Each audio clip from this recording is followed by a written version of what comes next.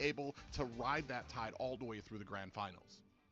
Well, I'll tell you what, I say it every single time we have a grand finals. I'm one that likes to see it go the distance, and hopefully the third time in a row. We said this last time, right? We were literally in the middle of the pyramid again, and we said there's no way we're going to get another Game 7. We just thought it wasn't possible at all. We're all sitting there like, how are we going to top that NACT? And it happened. We literally topped it, exactly that. So hopefully the third time will be the charm. You can see it go the distance. Hopefully it's not the same story with the 3-1 that we've been seeing so far. And I think all of that kind of really does come back to the mentality, because when you look at stats throughout all of these seasons, it is normally heavily favoring one team, right? But somehow in the grand finals, the magic happens, the games happen, and we get down to Game 7 where nobody has a clue who is going to win. You know, you brought up a fun fact, right? One more fun fact. Last time that Mobazane and Basic faced each other, Basic won, and that was when Mobazane got sent out in third place. So right now, that was Avalon. Last time they went up against each other when they weren't on the same team, Basic got the dub. So there's a lot of stuff building up to these games. Can I throw some hidden lore in there to top that off? That was also the last fall season, man. The rabbit hole gets deep. The last fall season. Yeah. Oh my god, what are you guys insinuating there? Just saying. Whoa, there's a lot. Insane. Yeah, don't try to. Blonde hair Liz, nope, we're not having it. All right. All right, that's it for this little discussion, guys. We have 10 minutes on the clock until the show starts, so make sure to grab your popcorns, have everything ready, because it's going to be a hell of a night ahead of us. Now, I'll see you in 10.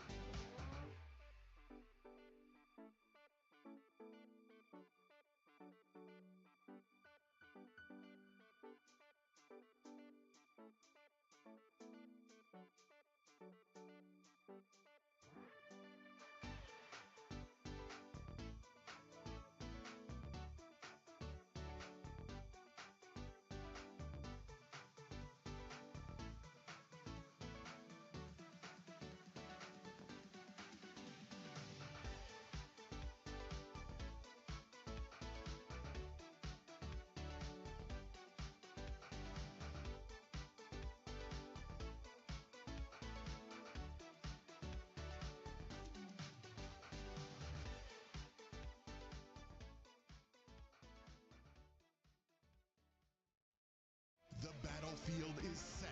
The teams are ready to fight. BTK seeks revenge, but can they succeed? Cloud9's dominance is clear. Can they maintain? The showdown begins. Who will rise? Representing North America, the path to M6 starts now. Stay tuned on October 20th.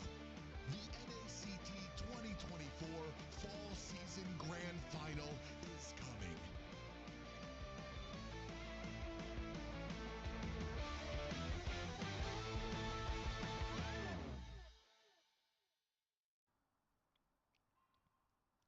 The stage is set, the spotlight is on, the grind is done, it's win or none. With every NACT finals closed out in a shocking upset, one truth stands all. In the realm of esports, the crown fits only one. To wear it, you have to earn it, and to earn it, you have to win it. Bound by the threats of fate, Cloud9, the undefeated victor all season against the reigning champs BTK, the kings of grand final comebacks. Only one today will take the crown. Will BTK continue their chapter, or will C9 close the book and claim their first title? The time of destiny is now. I'm your host Liz. Today I'm joined by the wonderful trio cast of Private Dancer, Steph Weezy, and Tretz. Man, we've arrived. The time for talking, the time for whispers, rumors, what could have been is over. Tonight we crown a North American champion. Yeah, and all the fans of BTK and all the fans of Cloud9 got the pitchforks, they got the torches ready, and we can't wait to see which way this series goes. No matter what, though, somebody's going down, right? No matter what, somebody is not taking the crown, and it's either going to be our reigning champions, BTK, or the new kids on the block, Cloud9, but in the end, all the faces are familiar. And what a wonderful season it has been. This season, we started with more than 200 teams signing up. 6 of them went through the qualifiers, plus Cloud9 and BTK being invited, and only 8 teams advanced the regular season. Yeah, and it's been an amazing season for surprises. A lot of new faces, a lot of new teams came out and showed up. They didn't make it here to the last 2, but here's that final scoreboard. Yes, we did switch things up for this season for the first time ever doing a Swiss. You know how America loves that cheese.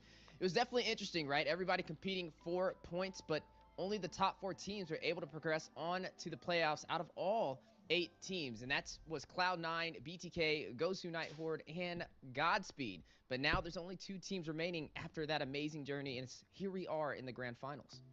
Yeah, the grand finals, but before we got there, we had to go through the playoffs. We had our top 4 teams seeded up, and though a lot of these came out as sweeps, 3-0s, 2-0s, 3-0s, 3-1, it felt like so many of those games were very close and down the line. Nighthorde finally securing a number 3 slot, showing up, and then BTK getting their redemption through the losers round into this best of 7 grand finals. I wouldn't have wanted any other way.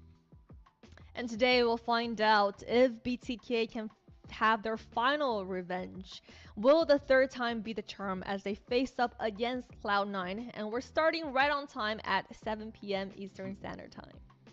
Yeah, it's amazing, and I want to say we've been here before, so it's not as cut and dry as everybody thinks it is from the playoffs. We've been here before where BTK has been on the outs, been the underdog, been on that back foot, and been victorious. Are we going to be seeing a repeat of that here tonight? Well, I tell you what, I say it every single time. I hope to see it go the distance, right? We've seen best of 7 go all the way to a game 7 the first time we've seen these Titans clash it out. Then again, and here we are, could the third time be the charm? We've yet to see an even series go to official game 7 or a bonus round, and hopefully we get that tonight. Yeah, I'm super excited. I think if NACT holds strong, Game 7 is definitely a strong possibility. It's what we all want to see. We've been seeing it more and more often around the world in MLBB, so maybe it's what we're in store for tonight. Yeah, and a lot is on the line, right? With a total prize pool of $25,600 worth of cash prizes and 1.5 million diamonds, a total value of $50,000 cash prizes, and a ticket to M6. Yeah, and while, I mean, the huge prize pool, a ton of diamonds means nobody went home empty-handed, but we've learned from both of these teams that it is more than just about the money. It is about that path to M6, about raising the banner of North America on the international stage. That's right. We got to have the team represent us in the World Series, right? We didn't have the hottest debut in MSC. We got to see that up close and personal, and it's time for redemption. We need the team to raise that flag high and show the world what North America's about. So which way this ends, we just got to be in good hands, and hopefully today, if you see it go the distance, I'm trying to manifest it, man. 7 games. We'll see what happens. And you know, Private always says it the best. It's not about the money. It's about whose names will be called out through Discord calls and private DMs and chats. You know, whose pitchforks will reign supreme here, Liz. And I hope the chat is ready. Today, the chat will reign supreme once again because we have another giveaway for you guys. On the screen, scan that QR code and type that code in for your chance to win one of the 50 tournament chests to unlock one of these amazing skins. Yeah, and even if you can't scan the code because maybe you're watching the match on your phone, you can go into the description of YouTube, find that link, and input that code. There are only 50 tournament chests available, so be quick. Well, actually, 49 because Liz just took one. So, guys, hurry up. If you're not fast enough, Trex may be right behind her. Yeah, make that 48. Sorry, Liz. Yeah, we're just messing with you. These giveaways are for all of you guys watching, and these ones are not just for the North American viewers. So I hope one of you guys in maybe Indo unlock that prize. Now, the lineup for both teams. We've seen both teams stick with their original lineup from the very start of the season. Naz on the XP lane for Cloud9, Best Player in the jungle, Mark Cutie in the mid lane, Cold World on Roam, and Captain Basic on the gold lane. It has been an amazing journey for each one of these players. Even from the first NACT, I have watched everybody from Best Player to Mark Cutie, Cold World, Basic, and now newly entered Nats grow up in North America and become the force that everybody has seen. Yeah, and there's always 2 sides to every single coin, and the other side of the coin is going to be the BloodThirsty Kings, the reigning champs from the last NACT. Fried Chicken in the XP lane, Moba Zane in the jungle, Hoon in the mid lane, Shark as the roamer, and Zia as the gold laner. I mean, whether you love them or hate them, these 5 guys right here are the pillars of what has built NA at this point. These guys are the grandfathers. These guys have been around since the early days. These are the legends, right? These are the dudes that turn the tables when nobody expects it to happen. So you got to give them their respect where it's deserved. BTK definitely coming for it. Yeah, and with pumping both teams up like that, let's take a look at what our casters predicted for this lineup. I see we are all rooting for North America today. Well, I mean, that's the story here, is while I want to say we have a region divided right now between BTK, between Cloud9, I think everybody is in unison knowing that these are the 2 best teams, better than any other season that we've had, the strongest team, and whoever wins here, we know will be the strongest one that we will be sending to internationals.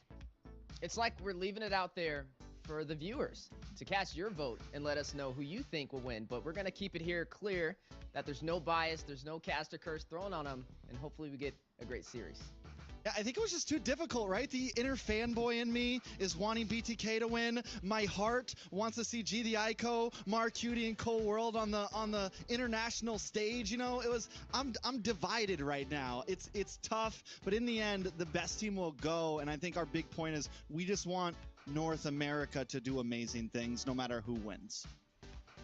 Yeah, of course, and we have been petitioning this for the whole season, especially for an important game like this, because we cannot choose between either one, especially with Cloud9 being so supportive to their players and BTK having the NA dream team for a lot of people. And now let's take a look at some of the fun facts about the players. We've been missing out for a few weeks, but we're back. Cloud9 best player. His role is jungle. His favorite hero is Fanny. His favorite player is Gosu General, where he started. His hobby is MLBB. His device is iPhone 14 Pro. And his hometown, he doesn't want girls stalking him, so he's not in a disco set today. Yeah, I just can't get over the anime shirt on him there. But I mean, this is one of those players I was talking about. We have grown up with him. We've seen him through some community tournaments, through lesser teams, and move his way forward. You know the hunger is there with best player. Yeah, he's definitely at the top of his game, right? One of the best meta assassins when it comes to North America. But speaking of junglers, right beside him is MOBA Zane, definitely the most decorated jungler in North America as well. His favorite hero, a little bit of a surprise, it's Fanny as well. We got to see, maybe he pulls it out. Maybe he's just been waiting until today to show it. I'm hoping for that. But his favorite player, there's one that sticks out. It's Cardi.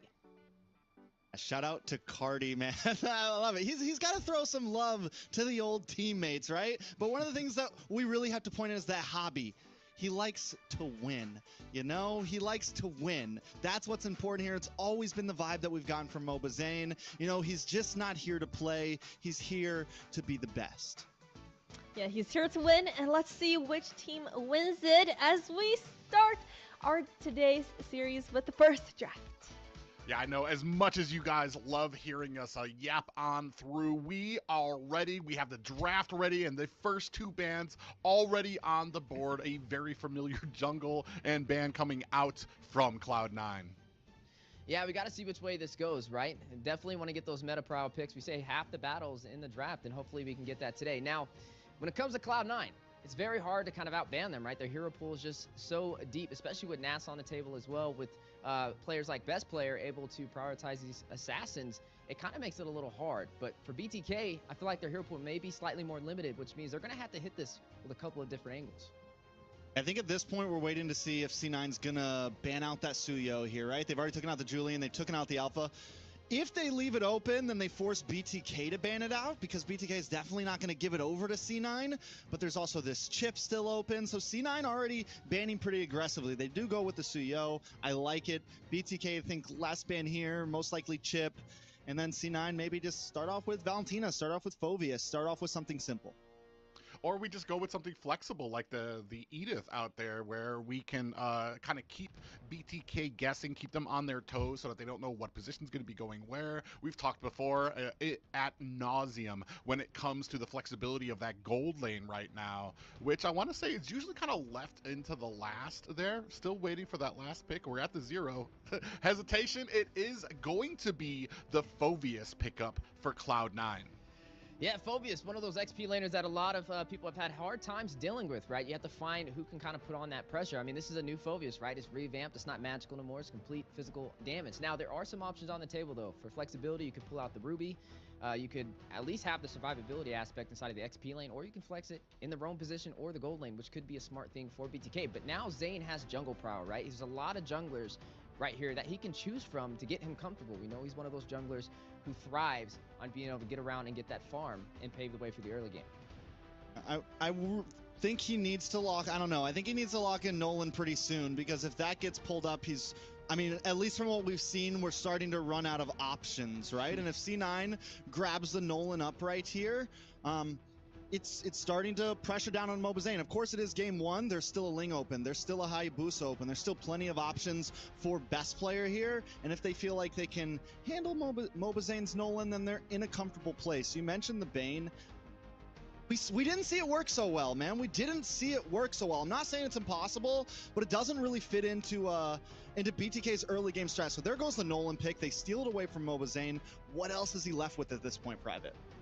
Yeah, and then that's kind of what the question has been on everybody's mind this entire week. Are we going to maybe see a surprise from MOBA Zane that does not rely on that Bane pick, which, like you've said, hasn't been as successful as he wants? We're going to go ahead and scoop up the Roger. Now, I want to say I do kind of favor Roger a little bit more in the gold lane, just because he's had a few nerfs when it comes comes to his transformation, he doesn't have as much defense. Cooldowns are a little bit longer, so he's not as, I want to say, able to be in a lot of those fights.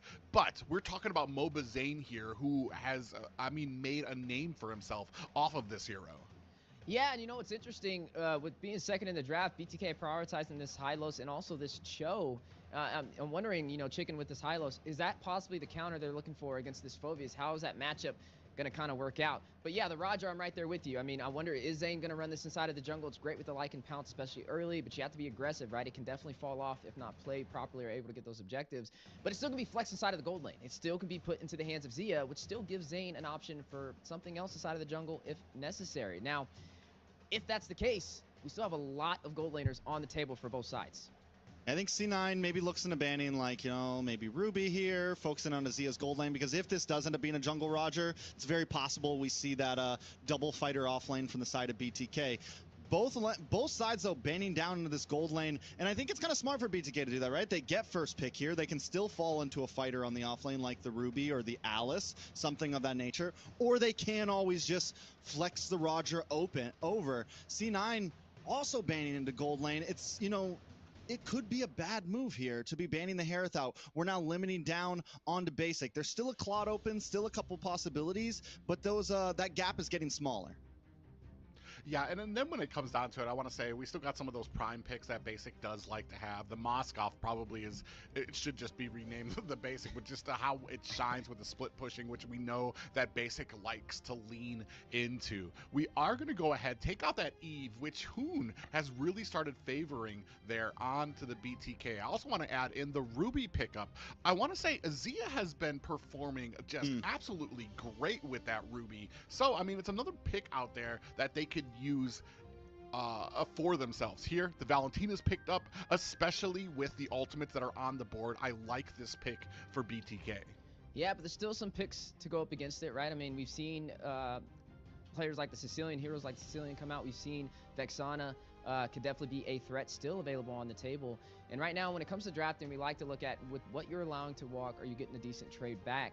Now, we're looking at a Phoveus, right? We can all agree that's a high value hero right there, the Gatat and the Nolan. I think that's a really good lottery pick for the side of Cloud9. There goes some additional picks, though. They're going to pick up that Aurora and stop it up with this Claude as well. I like the Aurora, especially with something like a Hylos and a Cho trying to come in, and a Roger. They want to try to dive on. One good Frigid Glacier drops, and it completely stops what BTK wants to do. And then Claude, honestly, it's comfort for Basic. We know this is the go-to for him. But hold on a second. Hold on. Game number 1, we were wondering what we were going to see from Zane. It looks like it could be the YSS. Still, we saw, yes, it did perform the other day. They won the game with it, but it was against Ghost of Nighthorde, and nothing bad to say about Ghost of Nighthorde, but it's definitely not Cloud9. Is this going to work? How do we feel about it, boys? Man, definitely not Cloud9. I couldn't have put it better myself. And that's what you have to wonder here, especially with how flexible they are in here. A very firm, by-the-book draft from Cloud9. BTK here going outside the box, and I want to say most of us expected at least something here, but this is going to be very interesting. I don't recall seeing how well it can work here when it comes to this gold lane now, so we're going to find out, guys. Yeah, it's going to be interesting. Not how I expected to jump into game 1. I think it's a little risky, especially with the YSS. You don't really see it in too many players' hands. Even with Zane, when he did run it, it wasn't like a one-sided story because of the YSS. I honestly feel like that match was a little bit harder for them when they went up against Gosu Nighthorde. Ladies and gentlemen, the time for talk is now over. We are sliding into game 1 of the grand finals. BTK taking on Cloud9. Okay, hold up, because this is not jungle YSS. This is gold. I saw it in the graphic and I was like, was it a mess up on the graphic? Wait a second, what happened here? This is gold lane Zia, Yushun Shin. Is this a pocket? Is this something out of the clutch? Is this something they've been practicing? Because this could definitely be something to catch Cloud9 off guard here. And it's going to be surprising. I think damage output early game will maybe output this Claude. In terms of movement, in terms of overall damage, I don't even know. I don't think I've ever seen this. Yeah, it's definitely a first for me as well, but we said we wanted to see BTK come out with some surprises, and they have yet to disappoint. Yeah, and we're going to see how well. It doesn't just come down to the picks, though. It's going to come down to some of these rotations. This has been the big sour point for BTK in some of the playoff games. Is their synergy up to par? Is Mobazane going in with the backup of his team? Is the communication on there with Shark? So far, still in the early games, both teams being very respectable of both of their opponents. Yeah, but BTK definitely like moving fast. They're playing the early games they like to play. This is the early game that sometimes messes up the tempo of Cloud9 in laning phase. You have Shark on this Cho, who's going to be aggressive, going to be in their face. And in terms of the mid duo that we're wondering how they're going to pair up, lane clearage has been equal. The rotations have been equal. It's 2 minutes in, and it's pretty much down the middle. Yeah, he's already seeing some heavy engagement. Oh, wait a second. Big knockup on the chicken. Needing to go back, but still going to sustain himself in this fight as the turtle spawns in. Yeah, Frigid Glacier came out there from Hoon with the IMU, not able to find a mark just yet, but that means you're going to have an ultimate down for this first objective, but it doesn't look like both teams are actually setting up just yet. Shark getting caught. Yeah, Demonic Force dropping down, trying to put him on the slam dunk cam, but the G-Kundo, the footwork, a little too fast for Nats to be able to catch up to him. But right now, a stalemate for the turtle. Neither side will engage. We'll see how things play out. Turtle up, both junglers sitting at the top side. So this is going to be a slow first turtle. No one's going to rush it exactly. Mobazane has to get his orange buff first. But I'm wondering, like, do we think that BTK's got this one here? They do have some zone control, but a little bit of a knockup. Ooh, the way of the dragon for the stun. Mobazane securing the kill. An amazing alley-oop from Shark. First blood for BTK, but do we see Cloud9 with a response? Demonic Force for the Glacier as well. Marcuti will find Mobazane, both sides, able to secure a kill. Glorious pathway through the mid-river as well. Look at Nats, he's going all in. Now a 1v3 at that tier 3 turret. That is just an amazing job by Cloud9. They do get caught, best player does go down, but they're always able to reply in kind with something. Here, Shark in a little bit of trouble as we start on this turtle. Yeah, Shark's keeping pace well, man. Ever since we saw him start picking up the Cho earlier in the playoffs, I've liked it on him. It fits his playstyle. He's able to make plays happen. Both junglers do go down there, but we already see the possible aggression from BTK, the possible play potential. Yeah, and a play may be made here on the chicken. Not going to be able to find the kill, but that is a turtle over to Cloud9. Ooh, Colwell just narrowly avoids a little kick up there from Shark, but right now, I mean, still keeping the pace. It's 1-1. Both of these teams, I want to say the aggression coming from them, they are not warded off by either of the deaths that they took. They're not worried about it. They're just continuing to kind of keep up this fast pace. Keep our eyes on Nats though, right? He's being super proactive right now. He's consistently rotating up to the mid, getting back down to EXP to clear his wave. Even now, watch him on the minimap, rotating up to the mid, might even hang out a bit longer. Chicken though, kind of onto it. It seems like both teams want to make a big fight happen for this next turtle. Yeah, but it's no secret, right? BTK, we know they're a team that kind of thrives on being able to take these turtles. Usually when they are not able to get these objectives, their success rate drastically drops. So hopefully for the second turtle, they can find a way in, especially with Zane running on this Roger and how he's easily able to overpressure teams with the Lycan Pounce. Yeah, but we've talked about it. You really need to lean into that early game on a Roger. When Roger starts falling behind, you're going to have some issues when it comes into that mid game. When you come into that late game. But ladies and gentlemen, a new record, if you guys did not know, for Mobile Legends Bang Bang Professional League recently became the first esports event series to reach 1 billion hours of watch time. That is a big number. I don't even know what that number means, honestly. It's a lot. That's what I know. It's like the money that Eslon has, or you know his name, Elon Musk has. It's a lot. It's confusing me. This game, though, I'm waiting for Zia to pop off. When is this YSS really going to happen, Private? Yeah, and that's the big thing for me right now. I'm not seeing where Yusun Shin is really kind of coming into play, where I'm just like, that was a great pick. I'm starting to see the genius of that pick. Not just yet, but right now, getting into a turtle fight. Yeah, Demonic Force dropping down from Nats. Frederick Glacier stopping him in his tracks. Mobazane able to get the turtle to even out the objectives. Maybe able to get some kills as well. The way the Dragon's set up, possibly leading to a kill. Nats very low, but still going to go in with the Demonic Force. Frederick Glacier double stun. Maybe able to pull it off. Cold World finding Zia. Shark on his way out to the tier 3 turret on the top side, and the tier 3 for the mid will be secured by best player. Yeah, and right now the mid tower goes down. The great macro from Cloud9, able to lose a tower, or able to lose that turtle. Oh, Mobazane in trouble. Ooh, needing to get out of there very low. Not going to be able to get that orange buff, but it is going to be reset, so I guess effectively he didn't really lose anything from that engagement. I definitely didn't lose anything from the engagement. Turtle back up in 70 seconds. But the thing is BTK tried to make that play happen, right? But Cold World comes in with that beautiful AOG to disrupt everything, buys Nats enough time to kind of get those demonic forces off. So Cloud9 is doing so far a good job at layering these skills. They are starting to take away with this gold lead. More towers are dropping. BTK now on the back foot. And earlier we were talking about Z on the YSS private. I think knowing it's a YSS, it's definitely going to take some time, right? Until he's really outputting that damage. But the big thing he has to worry about is the demonic force. He's got to worry about the frigid glacier. There's just a lot of things that Zia has to play around on this hero to really make it pop off.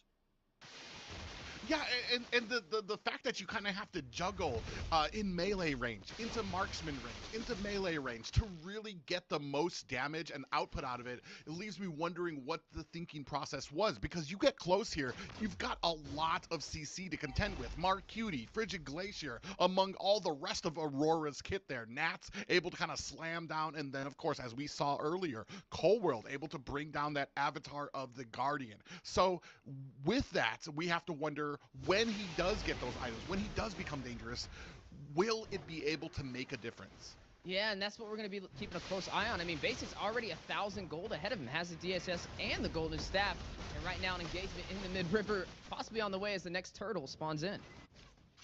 And we just saw the Mountain Shocker come into play, so it's, I mean, we're starting to see a little bit of possibilities. Nat's doing such a great job at zoning right now, and it's becoming such a big burden for Shark. AOG though, not going to hit the mark. A good evasive maneuver from BTK, but Marcutie will find Mobazane. Glorious pathway possibly on the way out. Right now, Cloud9 on the offensive pressure, winning the early game. I want to say, what a perfectly placed AOG there. Forced Mobazane to roll backwards into Cloud9. They deliberately forced it out ahead. You saw Hoon was able to dash out of the way, but Mobazane had to roll backwards right into Cloud9's hands, and they scoop up the kill. Now, all I'm saying, I'm looking at the BTK camera, and it might be time for Hoon to sit up. My guy's comfortable right now under the blanket. It might be time to sit up, bro. I promise you, by game 2, game 3, this man's going to be on the edge of that couch. He better be, because right now BTK's on the back foot. It's about 4K behind. Mobazane's been getting targeted down. Marcutie, I don't think, has missed a single Frigid Glacier at this point. Always catching somebody and making it count. You know what's funny though? I feel like this time around though, Shark is actually in the same room as them and not playing on his lonesome, so that could be the difference they can lean in on, as you are now seeing Zia able to take the turret on the top side for BTK. Yeah, and so we do have a little bit of the macro kind of coming out there, still starting to affirm and amass a decent sized lead right now as we take a look at the items. Yeah, taking a look at the items, I want to focus on the junglers right now. They've both taken some deaths. Mobazane has taken 2, and I think we're starting to feel it a little bit, right? He's almost 2,000. He's 1.7K behind best player right now. He's about 2 levels. That means that Retri's looking real good on best player, which means BTK is kind of in this point where they are forced to wait a little bit. Mobazane's got the War Axe in, he's got Windtalker in, but taking a look at the side of best player, we're talking Endless Battle, Malefic Roar, just to kind of chunk through Fried Chicken, to chunk through Shark. Not to mention the Hunter Strike as well for a little bit of passive speed boost to help with these engages and disengages. C9 has hit their power spike nice and early. BTK still trying to get there. Yeah, and I gotta see what is Zia's power spike, because he has the Aegis, he's on this YSS gold lane. How will that come into play? Yeah, and I want to say, man, it just takes a genius beyond me right now. Because when I look at the YSS, I'm thinking you need to get fed fast. That's how a lot of those jungle-ish marksmen are, like Granger too as well. You want to get fed fast. You want to be able to kind of use that lead to the biggest possibility. Here, you're kind of slow playing it on the YSS. As we see now, BTK starting to focus on this Lord. I mean, Zia, right, I think he went a little greedy maybe with the first time. He goes for BOD, right? Which I'm not saying it's the wrong pick, but it's going to take this time to get a second and third item even more. You do want to start getting those crits. You want to try to capitalize on that passive and get in and out. And I'm not saying the YSS is unfathomable because it's not like he's doing bad on it. He's 0, 1, and 0. But, yeah, it's going to be a while until that damage really starts to get there. We're talking 13, 14, maybe even 15 minutes for the side of BTK. And Mountain Shocker is going to drop down. Both sides fight it out for this Lord. Best player with the Retribution secures it for Cloud9. Frigid Glacier for the stun. Glorious Pathway in the heart of the battle. Best player taking down Fried Chicken. Basic taking down Shark. 2 members falling for BTK. Avatar the Guardian trying to close the distance on to Zane. Looks going to rush him with the Lycan Pounce. The Punish takes down Cold World. Best player finding MOBA Zane. A 3-1 trade and a Lord to Cloud9. Yeah, these Avatar the Guardians have been hitting the mark. Now, and why I say that, they haven't been actually hitting the players, but they've been separating the players so that they can get those kills. They can get MOBA Zane spread out and away from his team. You want to talk about hitting players? Best player right now is hitting players, but a lot of damage. Down goes Marcuti. BMI, Blazing Duet in as well. Marcuti very low. Chicken trying to take him down. Zia will find Marcuti. Basic will find Chicken. A 1-for-1 trade. The map is bleeding blue. Cloud9 opening up the base for the Bloodthirsty Kings. A Lord on the bot side marching to the base crystal, but quickly bursted down by BTK. Oh man, they're able to take down the Lord very quickly, but you see up at the top, that's 2 high grounds down on each side, just 1 left through mid right now. A firm grasp on the map control is what Cloud9 has. Yeah, I mean, 2 inhibitors down, and they're both on off lane, so it doesn't matter what side of the pits, the river that the Lord spawns up on, Cloud9 has an advantage. Back to the items, though. Zia did finally get the Endless Battle in. Looks like next could be a Malefic Roar for some penetration, but at this point, is it too late, right? Like, Cold War, I mean, best player is just bursting, and we're not even talking about late game potential with Basic. We're not even talking about Marcuti, who's been landing Frigid Glacier after Frigid Glacier, or the beautiful AOGs coming from Cold World right now. It just feels like everyone on Cloud9 is on their P's and Q's right now, making the right plays happen at the right time. BTK came into this game with, you know, kind of a cheesy draft, maybe trying something, and I'm still wondering when that's going to pay off. And you know what's interesting? It's not like they have the easiest composition to get to a backline marksman, but the AOGs from Cold World have been crucial to setting up those opportunities for Cloud9. Yeah, and I'm kind of waiting to, especially while they're on the back foot, it really kind of inhibits their ability to do a lot. Shark can't get in there, which is where you want to be with this Cho pick, to kind of get in there, isolate somebody out, and be able to burst him down. Right now, you're sitting at about a 5k gold loss, so that burst is not going to come without its penalties, because you're going to have Cloud9 closing in on you as well. Hopefully they can fight for these purples, try to get a little bit more farm. But you talked about Shark not being able to go in, and I think in the early we saw him going, right? But now with Nats just able to stiff arm him, with the rest of the team able to stop him in his tracks, it doesn't seem possible. Yeah, it's definitely going to be an upscale battle right now with Cloud9 in the lead with the gold and the objectives. A Luminous Lord does spawn in. Now the chase on the Shark.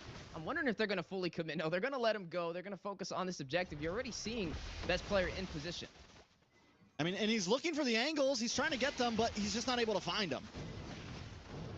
And right now, we're going to go ahead and start on the Lord.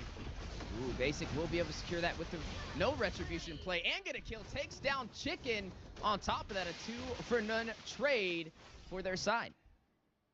Yeah, they have to know the burst damage is there. At this point, one of them can't go in and check bush. Like, one of them can't just be alone, and they're kind of approaching the map at more of a split-up pace, but I think it's a little bit too late for that. Yeah, and you don't, I mean, I was going to say, we don't really have a front line for BTK either. It's going to have to be Shark to kind of go in there, get that, but then you have the rest of the team that's going to need to kind of be on their P's and Q's to try to maybe get an angle or get in there very quickly as we're pushing in to the last high tower. Ooh, good G-Kondo setup. Right, Ice comes out to keep Marcuti alive. Shark maybe Punish best player with the fracture, able to take him down. Right now, you are seeing the Luminous Lord in the base of the BloodThirstyKings at about 45% HP. The inhibitor will fall. No more inhibitors in this game. Cobra finding Moba Zane. The base Crystal taking some heavy hits. Basic able to take down Chicken. Zia falling to Marcuti's wrath. And Cloud9 securing game 1 against BTK. And a very dominating game 1 for the side of Cloud9. Both teams right at the beginning doing a great job of keeping pace, but as the game continued, Cloud9 really showing that synergy. Yeah, I mean, just overall doing Cloud9 things right now, right? Playing very similar to how they played last time, just in control. Once they find that rhythm, it is hard to break. And I feel like BTK tried to bring this early game aggressiveness with the Cho, and the Cho's a great pick right now. It works very well. But if the rest of the team isn't able to pop off, it doesn't matter if you get that 1-minute kill or that 2-minute kill, right? Yeah, it's just a little too risky for me. Like we say, the draft is pretty much 50% of the game, and to pull out the YSS and not give it into the jungle and to flex it in the gold, that's not something you traditionally see, at least something I haven't seen possibly ever. And I think it's just such a gamble, especially for a debut game 1 in a grand finals. Well, on the opposite side of that, Cloud9, just the positives they do. This was a great draft for them. The priority onto the Phoveus. And I want to say I understood some of the picks there. You get some vision from that Mountain Shocker. You have the Cho out there to try to get the best player. But when it came to the execution, it just fell through. And I want to say there's a reason certain things remain in the box. You know what I mean? You have to kind of respect that before you kind of start reaching outside of it, especially on Zia, who I want to say has probably been one of the most impressive players coming through these last few years. Has really grown in that gold lane, and I feel like he was really hindered on a pick that doesn't really strike out in that gold lane until late. I feel like... Oh, go ahead. Go ahead, Trex. I feel like now after looking at the draft more and more, it's not a single one of the heroes on BTK had real range, right? They took the dive composition to a whole new level, and there was nobody really on the back line. If they would have maybe slotted Hoon into something like the Eve or something that could kind of hang out and create the box, or put Zia onto more of a long-range marksman, just something other, because nobody could get close, and that's where that Aurora pick was so clutch, right? That's where the Phoveus just worked out so well. Everything that Cloud9 brought was the answer, and it kind of goes into some of those talking points, you know, counter pick, and that's exactly what C9 did. Yeah, I definitely agree with you. My bad. We're gonna let Private go.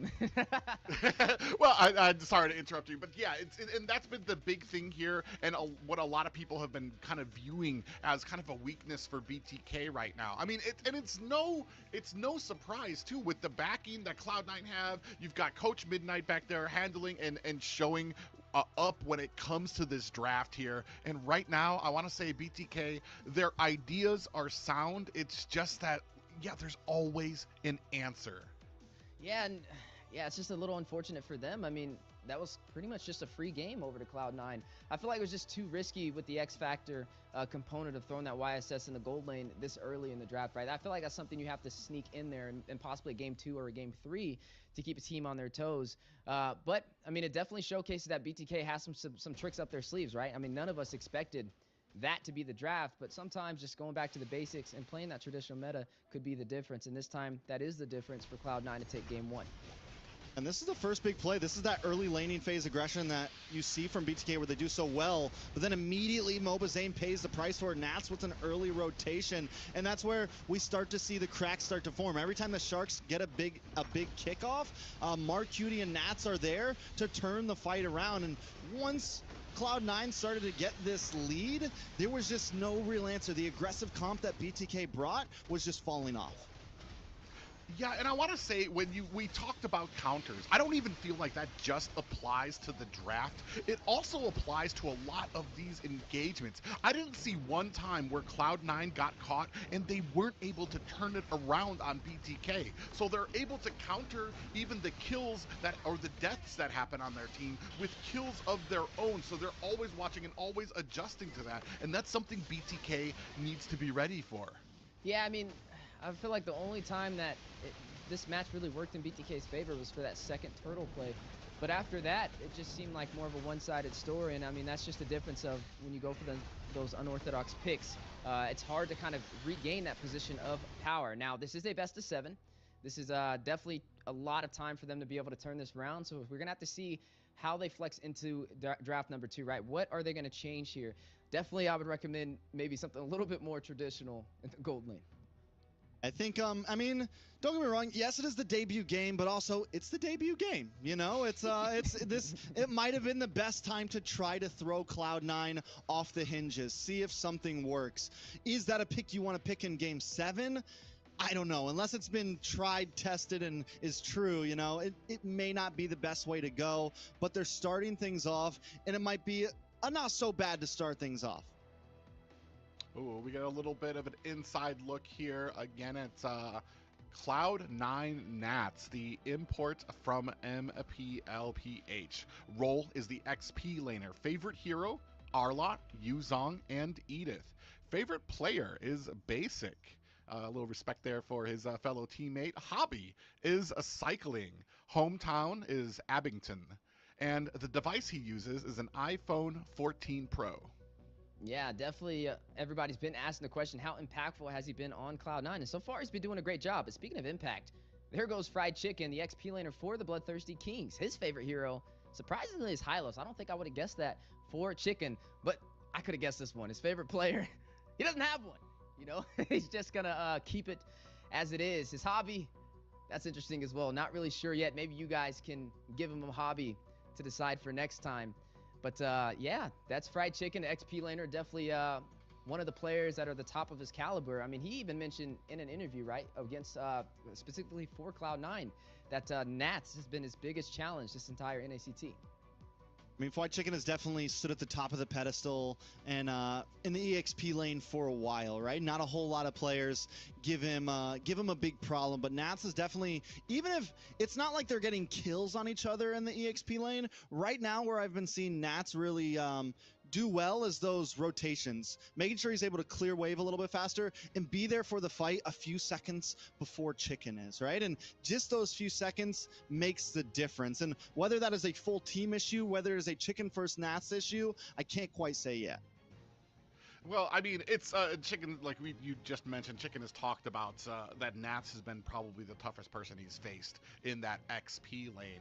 Talk about that when you give up picks like a Phoveus, like an Arlott on there. You're going to be struggling. Even if you're talking about like the two people cloned together, having those picks on the other side, a Phoveus or an Arlott or any one of those ones that Nats plays so well, you're going to have problems because you can't be as active as you want to in the XP lane. You have to hang back. You have to let them do their thing. And unfortunately, what that means is your team's going to be wanting when it comes to a lot of these fights and the enemy is rotating faster than you. Yeah, but this time around, BTK has first pick in the draft. So, I mean, Phoveus is technically still on the table. Do they use the same tool in their own playing book and secure that? I like the good top ban, right? Because they leave the Phoveus open, but they do ban out another pretty powerhouse pick. And with the Suyo banned out, here's the real question. It's, do they focus that Phoveus and give up the Nolan or Julian, or do they just put Mobazane in a safety spot? I think the Phoveus is definitely the better pick, and luckily both of those heroes are still open. They go for the Jushin as the steal from Marcuti, which again, the Jushin is definitely a good pick. It is solid. It has come back into the meta a bit from, you know, MSC, post-MSC kind of fell off. It is definitely a little bit back and works well. We just haven't seen BTK make it work extremely well.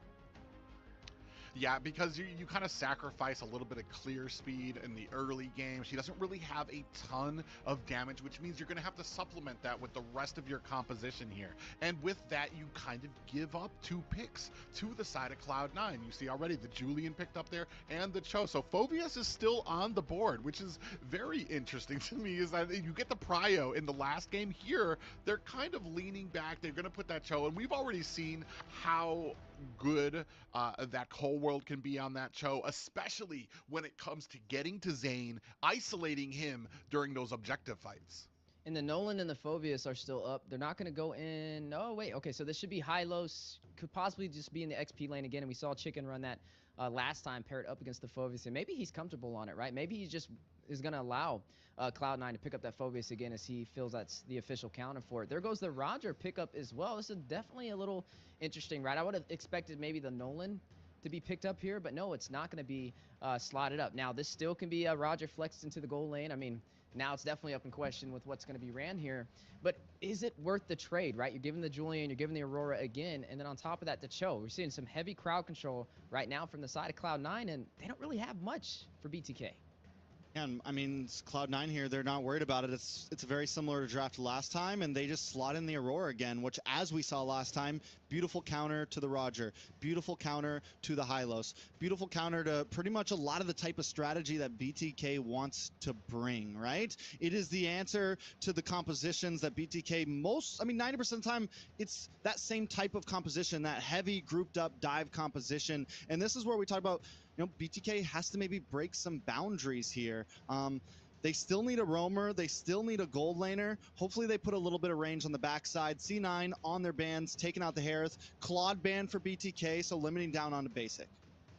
Yeah, I was going to talk about that as well when it comes to some range, which is the big problem that we had from the last game. You had the Aurora up front, so everybody who was trying to rush that middle to really get those ganks on the Cloud9, they were running into just a heck of a lot of CC coming out from Cloud9. So there, I'm wondering, are we going to have something that can dive into that backline, maybe even be able to put out, take out Mark Cutie, to be able to take out Basic before they become a problem during these objectives fights, and that's what we're going to kind of be leaning into.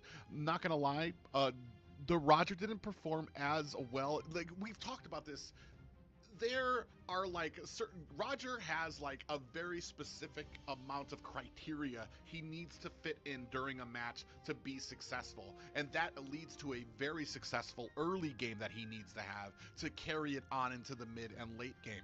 Sometimes I wonder if maybe there are some potentially better pickups to go with.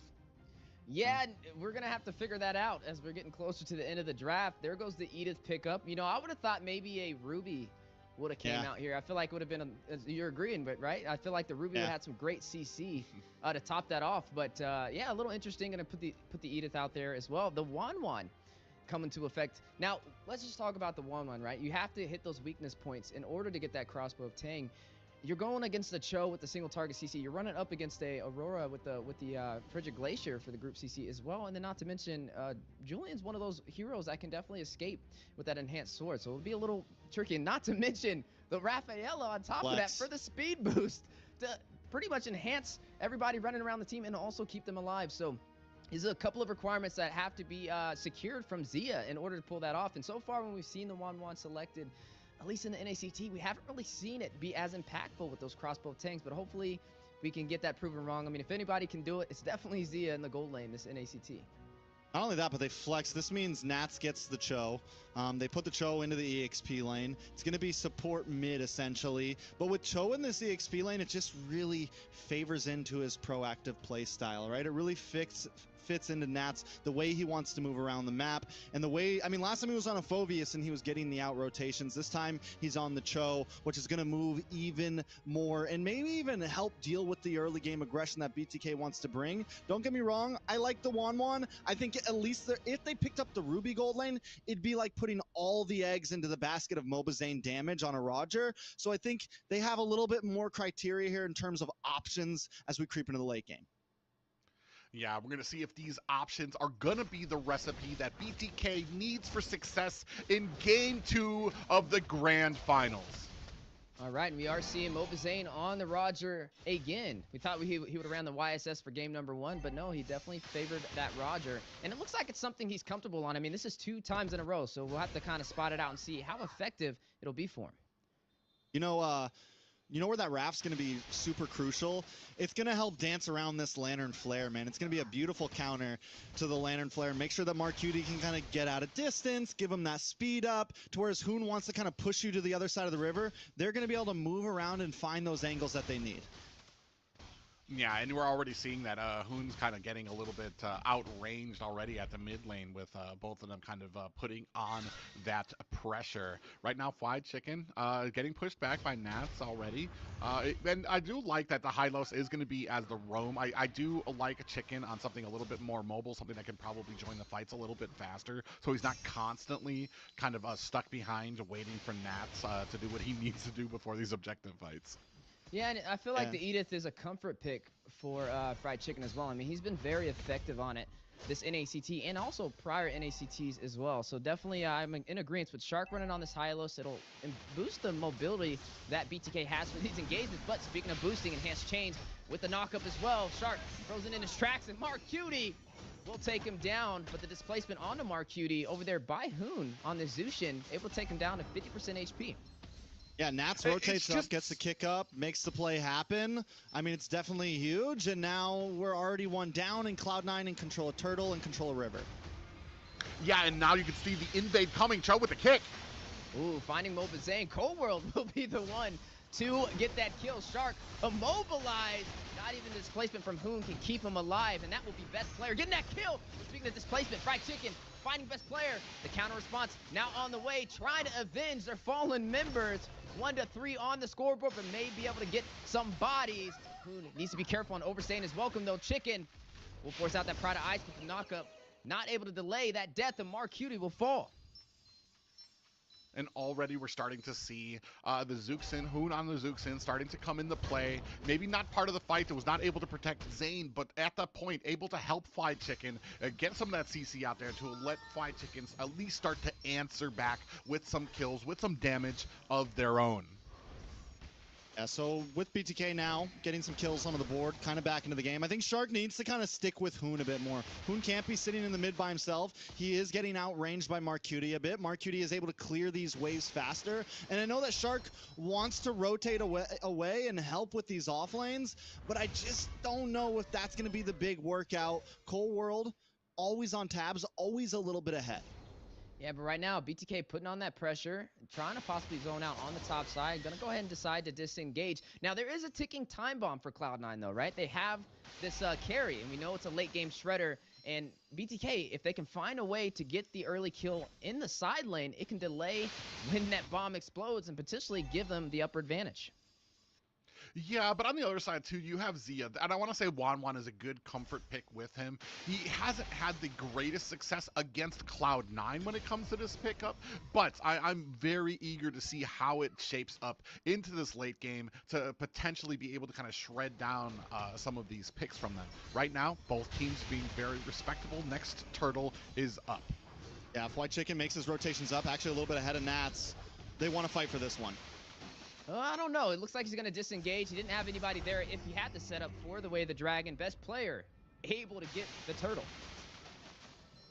Yeah, and yeah, I want to say that they were maybe just a little hesitant, a little not as quick on the draw to get there. And we've talked about this before. Like, you need to kind of have a plan for it. You're either going to go for it, or you're going to try to put some pressure onto a late game or another lane out there. And here, we saw nothing from BTK. They weren't able to rotate. They weren't able to answer or reply with anything. Most definitely. So now with, I mean, last turtle comes up in about 86 seconds. Cloud9 starting to escape here, starting to move more and more ahead. What is the big play for BTK, right? I mean, yes, I do agree with you, Private. I think Zia definitely has late game potential there, right? Definitely has some options. So do we think they're just kind of waiting it out at this point, waiting for a moment, waiting for that spike where Zia can get involved in these fights? Yeah, and you're looking at the 1v1 matchup on the bot side. Zia up against Nats right there. Doing a great job of keeping that distance and not allowing those weakness points to be procced over there by Zia. Right now, you looked at an XP lane and a marksman lane swap up for the side lanes. Yeah, and you saw there a little bit Hoon trying to check that bush there because Shark wasn't available. Ooh, Fly Chicken lands a little bit of a pop up, but no worse for it. They're going to start pressing on it as top tower. Ooh, a big knock up though. Gonna go ahead and get a little bit of displacement. Glorious pathway to drop down for the mobility. The counter response from BTK. Does not lose a turret, but gains a kill, finding Cold World. All right, so at this point, BTK able to put, I mean, still holding on, still protecting towers. Cloud9 get the last turtle, or last turtle's about to come up. They have good zonage over it, but Mobizane's there, right? And Mobizane's ready to go, but Nat's just bullying. Oh yeah, Mobizane's definitely there, but I don't know how long he'll be there. The high-speed chase, best player able to find him. Yeah, and this unfortunate for Zane. This is what we were talking about when it came to synergy, is he's out there on his own, doesn't have vision on the rest of the team or his opponents, and then gets surprised and not able to escape. All right, so with that, like finally, the last turtle goes over to Cloud9. Mobizane 2 deaths. Wondering what the items are looking at between him and Best Player. Best Player has taken a death, but still a little bit ahead. I mean, at this point, 10, 11, 2 levels ahead. Retri starting to escape. He's definitely got a lead in the gold. In terms of gold lane, though, Zia is keeping up. Scythe comes in. DHS just comes in. 2 items to 2 items against Basic. So there is still this hope, and that worry that maybe they were going to put a fighter offlane onto him and make it so the only damage dealer was Zane could be very important that they didn't, right? The fact that Zia has kind of gone freely and had a decent gold lane experience could definitely be a big saving grace for BTK as we move into the mid and late game. Yeah, but right now we're seeing an even map trade-off when it comes to turrets, right? 1-for-1 on the side lanes. We know both teams are going to start to try and focus in on this mid push to take the tier 3 turret. You're really looking at a full 5v5 on the way. Glorious pathway dropping down. Basic able to find Shark with the speedy light wheels. Cold World trying to keep him alive, the holy healing. You're going to see Basic get a kill as well. We'll find Mobizane, best player, taking down Chicken. 3 members falling for the Bloodthirsty Kings. There goes the Pride of Ice onto Mark Cutie, but the crossbow Tang able to be procced by Zia, but will not find any members of Cloud9. Man, and a whopping 3 down for BTK with that. Even with this coming online for Zia, not able to do enough damage. You saw the passive come out from Mark Cutie on that Aurora. Even as patient as Zia was, waiting for that to proc, came out, threw out the crossbow tank, but still not able at a point now to do the damage he needs to Cloud9.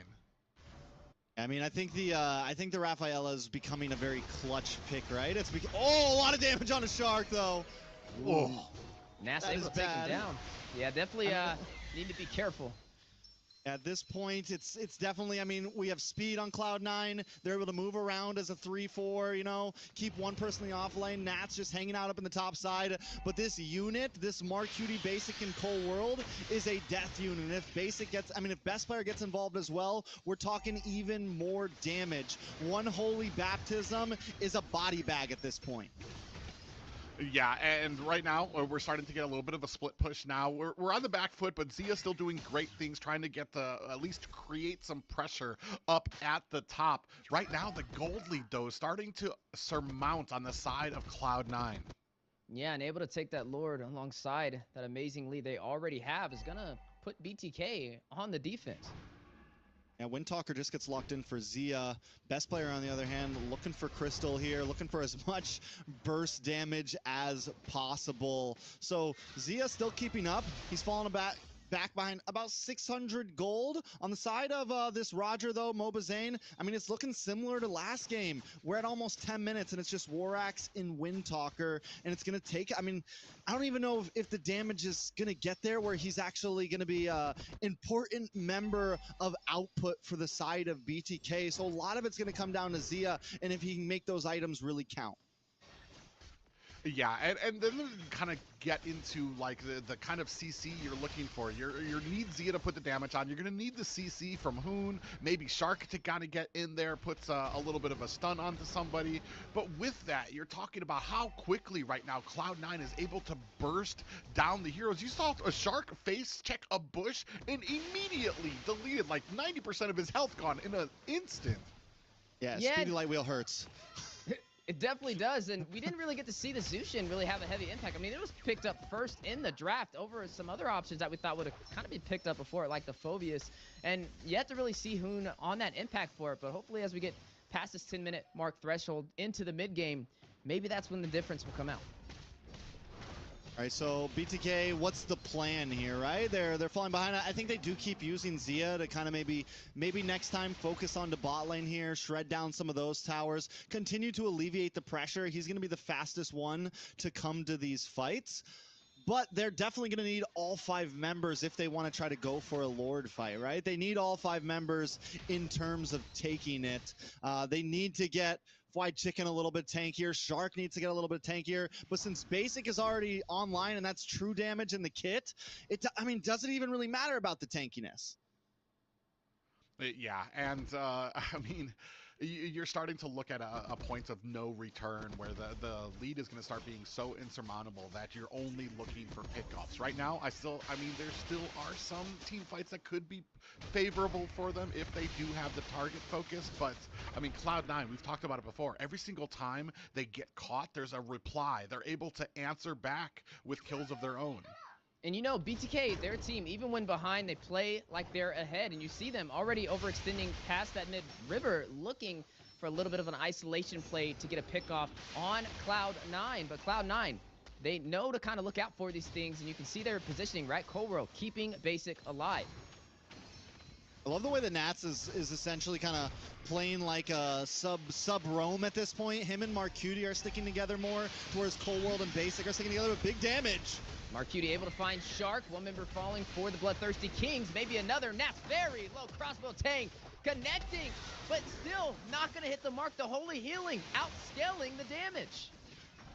Ooh, but this allows Mobazane the time he needs to be able to get that first objective, or to get that first Lord. And while they might not be able to get a great push off of this, I want to say it offers at least a little bit of breathing room.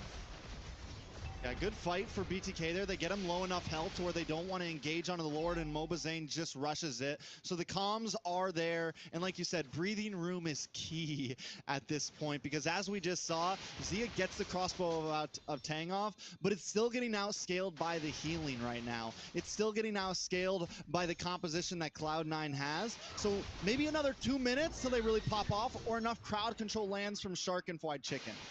Yeah, but right now, BTK in a position to push with this Luminous Lord on the top side. Yeah, and it's going to be coming in. You can see all the damage. Looking for a fight is BTK. Yeah, and that fight they will have as the Lord quickly getting bursted down. Cloud9 on the defense, able to prevail, and now shifting focus to the mid lane. They will not be able to stop them from taking that tier 3 turret, but now BTK finding their composure. Zia getting more confident on the Wan as well, dancing around. Nats also being more careful. He's not forcing any big way of the dragon kicks. He knows this is getting more and more dangerous as the game prevails. But Basic being able to shred down the Lord from that also gives Cloud9 a lot of room to breathe. Ooh, big pop-up. Yeah, and the Glorious Pathway dropping down. Best player able to take down Chicken. Did BTK overstay their welcome? Speedy Lightwheel's going out as well. Zia able to shut down best player. Now needing to get back out to safety. A 1-for-1 trade. Zia just like, I'm just going to squeeze through here, finds himself a kill, and ekes himself out from the entirety of Cloud9 team. Yeah, and literally right after that, he gets a Malefic Roar as well, which is going to be very helpful in dealing with, you know, some of these tankier heroes on the side of Cloud9. So maybe that time has finally come. He's got Wind of Nature in too to give him even more sustainability. And I think that's why we're seeing him get, you know, get a little bit more aggressive on the 1-1. He's willing to dance through the ranks and kind of jump in and out. And we've been waiting to see that big moment from Zia, I feel like, from the start of this season. We've been hyping him up. We've been wanting him to really just pop off. And if there's a game where it couldn't matter most for him to do that, it is definitely this one. Yeah, and with this game, we should be able to see possibly a full 5v5, especially with both teams down to their inhibitors. Nas using the G Condone, doing a great job of kind of playing some recon, right? Spotting out where the members of BTK are, and also trying to hope to waste some utility. Yeah, I mean, Trex was talking about it. He's basically a baby Rome right now. He's just all over the map, all over all of these bushes, getting the vision, able to maybe even waste out some of these abilities. But now we're not in the right position just yet for this Lord, as you see BTK scrambling.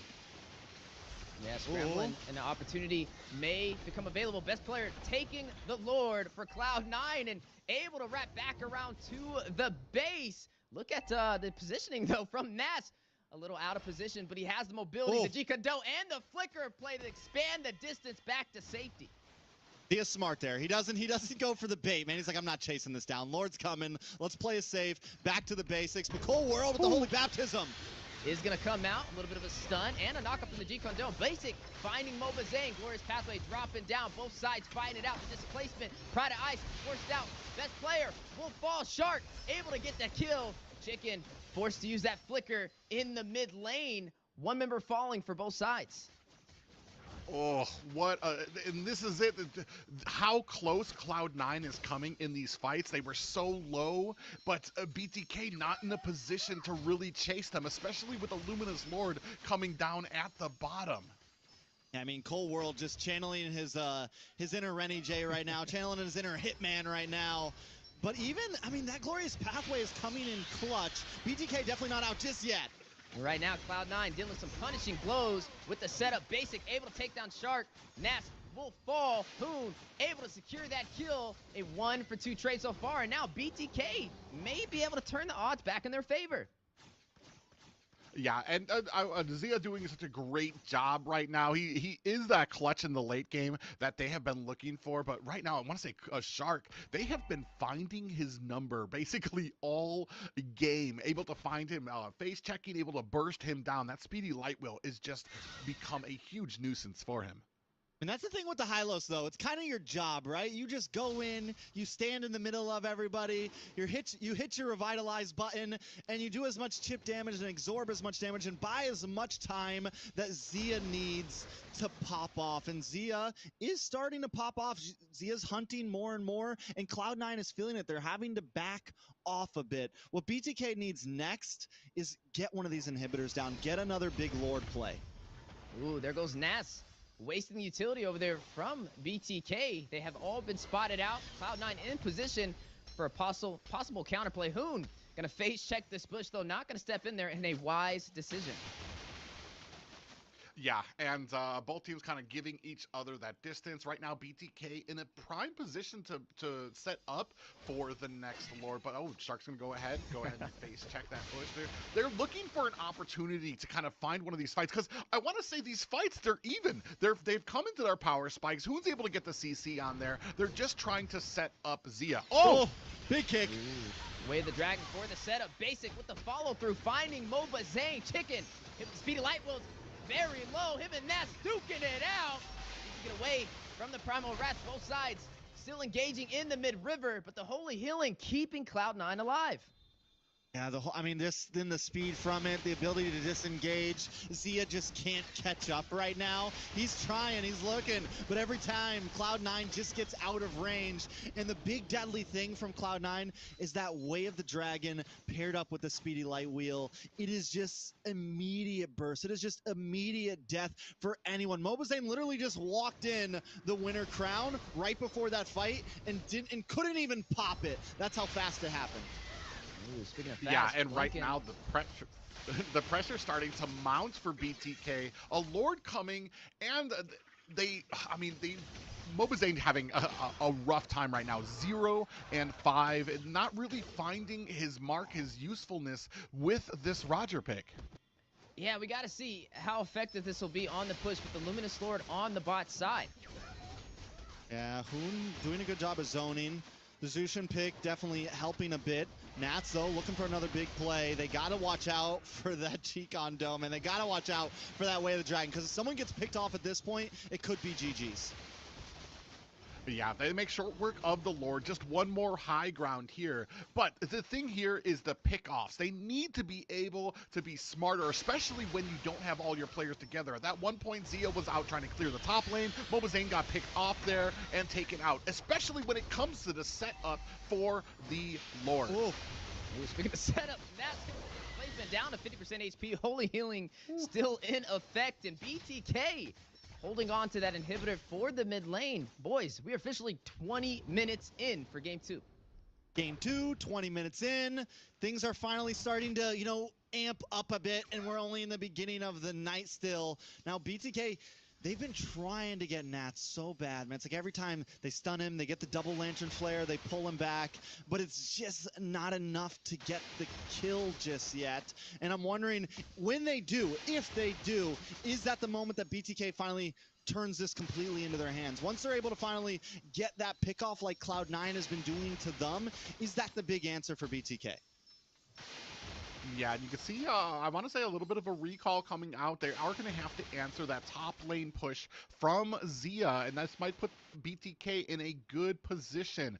They still aren't in position for the Lord, but we've talked about it before, man. We got to be more careful when these Lords are coming up, now starting to group up. I want to say they're honed in. They know they need to isolate Zane before this Lord and to just take that retreat out, and they've been succeeding thus far. Speaking of succeeding, just look how effective that lantern flare is. Whoa! Look at the knock-up. Away the dragon for the setup. Zia able to get him, takes down Nats on the punish. Pride of Ice comes out, possibility. Winter Crown actually from Shark. Best player able to get that kill. Displacement on the best player. Now need to be careful. Use the Winter Crown of his own. Now Immortality on top of that. And may get shut down. Unable to escape to safety. 2-1 in the mid lane. I was going to say, there's no way you're juggling items to get out of this. It was a nice juggle, but there was just no way. If he did, we just call the 4-0 now. Well, I mean, a great job by BTK. We've talked about it before. It could be anybody's game when it comes to these fights. This one, not as far gone as the first game. And you can see here, down to about 10%, but they have to answer the top lane. Top lane. Ooh, split push on the way. Not like Eyes this. on the prize. Not like we this. Talked about it. Basic. Mr. Split Push going all Not like in. this. A matter of seconds. Pride of Ice. Oh, he's going to go in. No, so we're trying healing, keeping him alive. Cloud9. The turnaround, the backdoor play secures game number 2. What a turnaround just when things were looking up for BTK. A Lord in there. You have the split push king, Basic, running through top lane with Cold World. And in the end, it was the auto attacks from Cold World able to put the finishing touches on the core. Yeah, that was the tag team duo right there. Cold World jumping on the Basic train, man. I mean, and what a way to go. Right after they get the big picks, right after they take out best player, right after they have almost a guaranteed Lord, Basic and Cold World make the call happen. Now, it's a little unfortunate for the BloodThirsty Kings, right? That was an opportunity for them to wipe the slate clean, especially after losing game number 1. But with Cloud9 taking game number 2, that's 2 games in a row, which effectively means in order to tie up the series, BTK, they got to win 2 possibly straight. Right now, man, it's just looking a little hard, right? We got to see some glimmering hope for them, right? It wasn't a one-sided story. It was a 22-minute game, and that just showcased they have the capability to do it, but you got to watch out for Mr. Split Push. Man, I know poor Zia's shoulders were broken during that game. He had a phenomenal game. Took a little bit of time to get into it, but eventually was just outputting that damage on the Cloud9. But man, when we talk about Cloud9 right now, just the entire package coming out, whether it's Nats on the Cho, basically being that sub roam that they needed, and then that final play with the Rafaela, with Basic out there. Cold World doing such a great job of keeping his team topped up. You know, it took a year or 2 for Basic to perfect it, but he's been doing it back to back this season. He's been pulling it off, and whether you love him or hate him, Basic has definitely stepped up his game this season right now. Another beautiful backdoor. This time he brings Cold World along with him, and it just feels like Cloud9 always has an answer right now, man. Whether it's early game, whether it's mid, whether it's late, whether they're behind or ahead, they are a team with answers in the Land of Dawn right now. Yeah, man, you got to look at the map. It always stings when you get hit by the backdoor play, and if any player is able to pull that off, it's definitely going to be Basic. A lot of engagement, though, from both sides, right? It wasn't the same story as game number 1. Game number 1, I feel like, was a little bit more of the draft on why BTK was not able to push through. But game number 2 was just purely just the map, right? Rotating around and able to get to the punch a little bit faster than the Bloodthirsty Kings, which means for game number 3, they're going to have to step it up a little bit. What was it completely just the play, or was Roger maybe not the greatest pick? We're really dipping into that Roger well at this point, and I have to wonder, is it like, is there not something better that we can maybe go with? Yeah, I mean, there's definitely some things better that you can go with. I don't think just to keep it point blank period, the Roger, like you said when we started all of this, when we started today, the Roger has had some hard nerfs, right? The Roger has had some tough days. It's had better days, but right now it's having tough days. And there were picks open, right? There was the Noland open. There was some options open. And it feels like BTK is pigeonholing themselves into something that they shouldn't have to. So we're coming into, game 3, possible match point if C9 wins again. Morale just got hurt with a ruthless backdoor. It's just, there's a lot of things going on, and I think there's a lot of things that need to be fixed.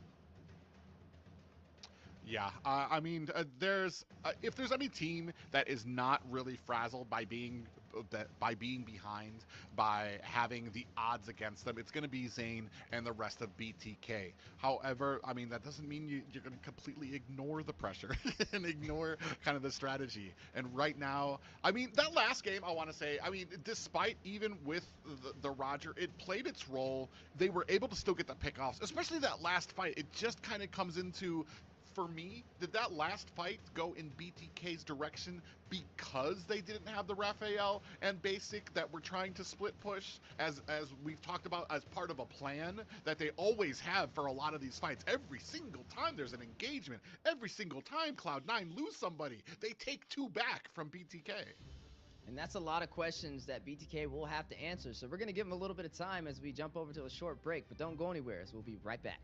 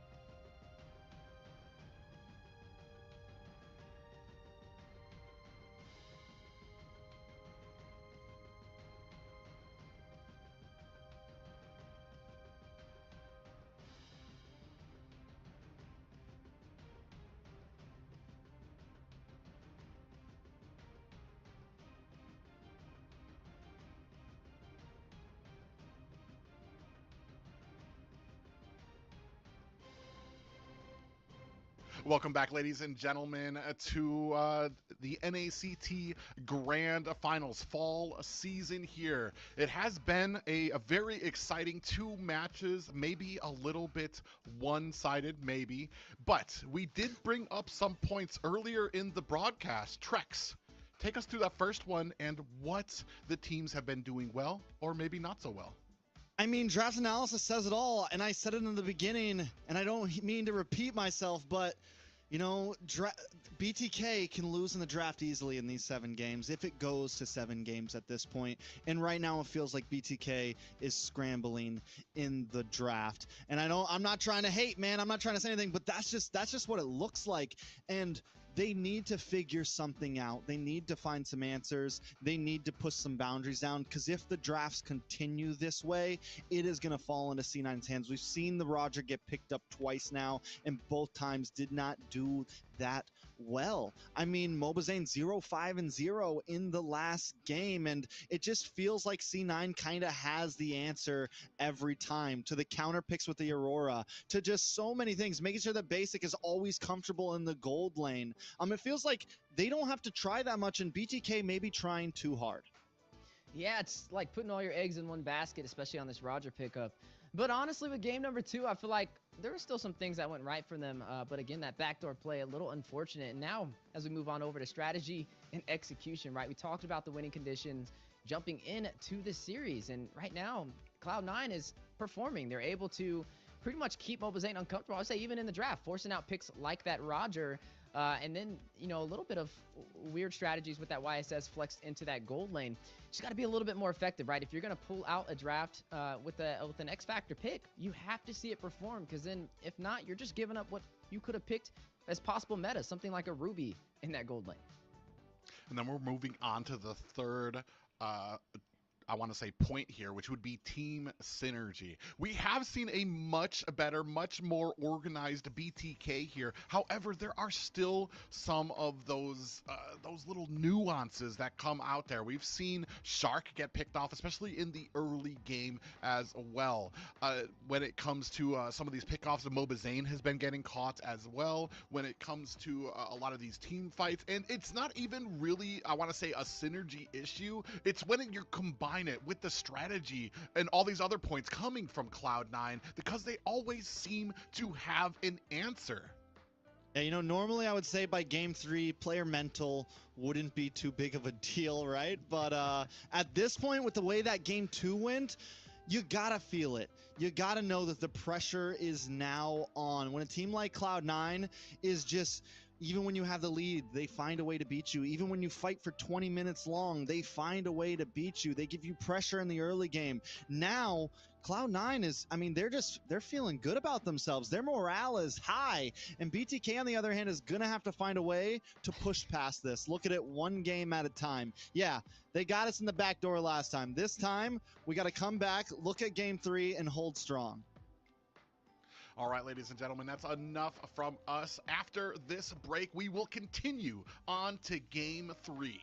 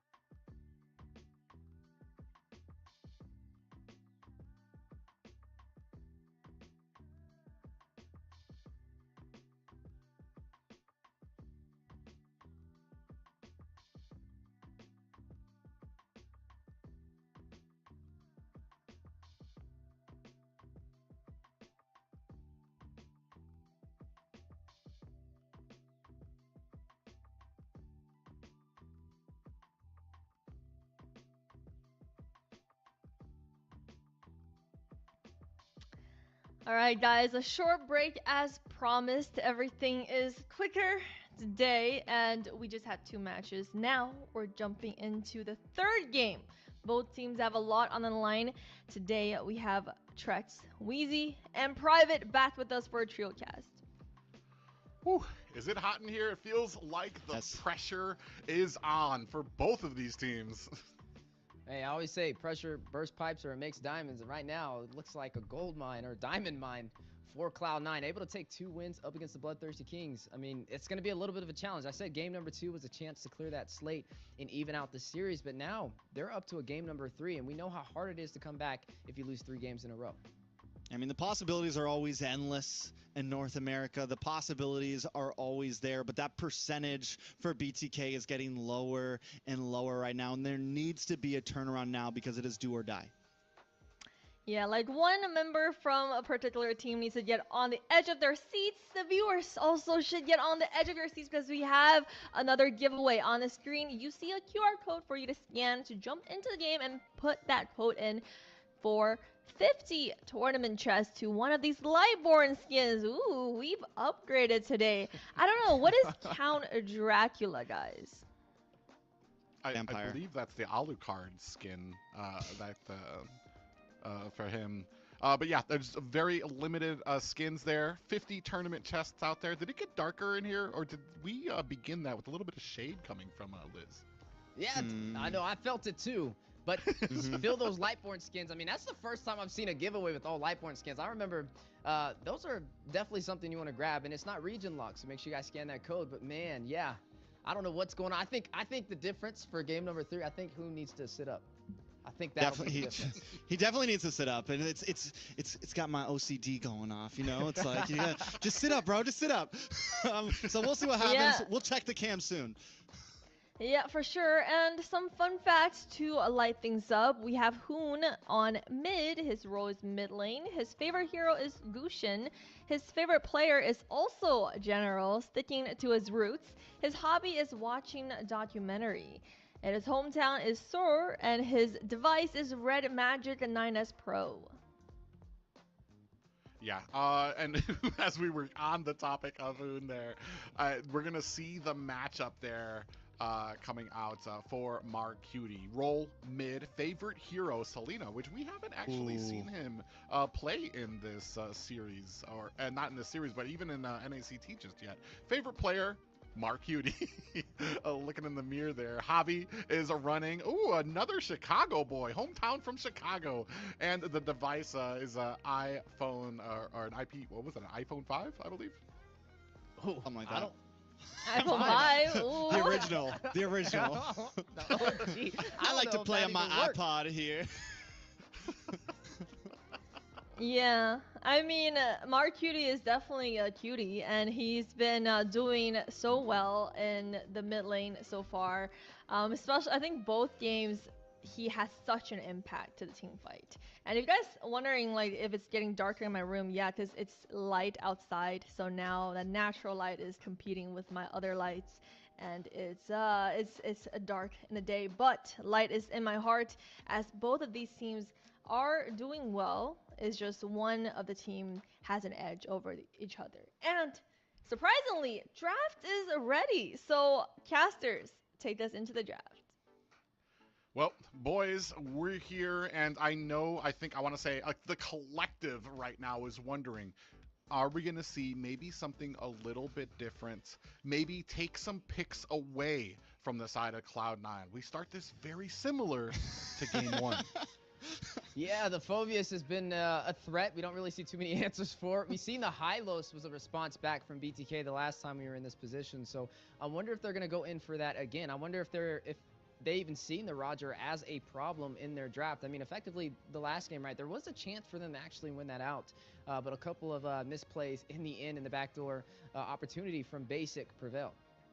I mean, well, this is, as you said, very similar to game number 1. We see the Phobius. I think BTK are the ones who are forced to switch things up until they find that magic composition, right? And yes, last game, I mean, yeah, they had some comeback potential, but even if they got that Lord, the game wasn't exactly in their hands just yet. They go for the Harith this time. They pick up the Gatot, give Zia something comfortable that we know works, right? It's not kind of risky like the Wanwan. It's not kind of risky like the YSS. So just comfort on the side of BTK right now. I got a feeling, though, we might just see that Nolan again taken up by best player here.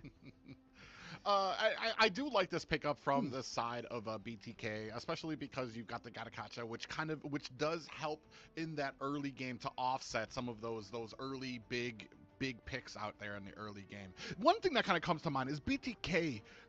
I was not a huge fan of the last draft from them, but they were still being mildly successful against Cloud9. And that's kind of the crazy thing to me when it comes to matching up both of these teams and how skilled BTK can be.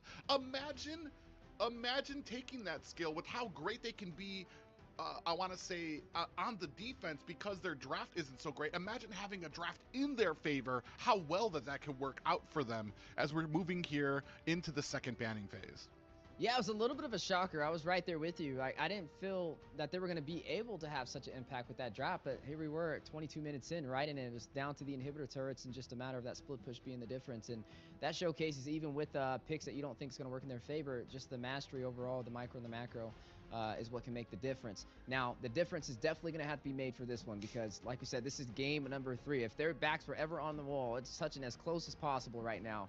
In BTK, they need to find some breathing room, and this could be an opportunity for that. You're not seeing the Roger picked up yet. We're seeing some great options on the table for their side, right? You have the Harith who can get up close and personal, do a lot of damage. You have the Gatot to be able to close the distance with the AOG. Then you also have the Aurora as well for some additional crowd control.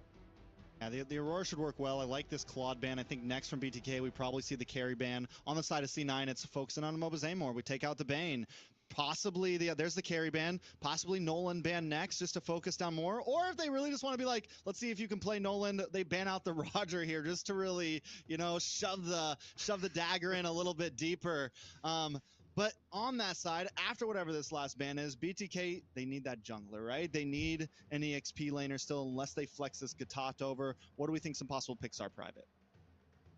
Well, the thing for me is that this focus onto Zane, this is something that we talked about before. It cannot just be the Zane show and ban him out, and that's the end of what BTK can put forward. The rest of the team, we're going to need to find some picks there. Potentially, I mean, depending on where this Gatakacha is going to be going, I'm assuming it's going to be picked up by Shark, which leaves open that XP lane. You still have Arlot, which kind of, I want to say, hasn't been used a lot here.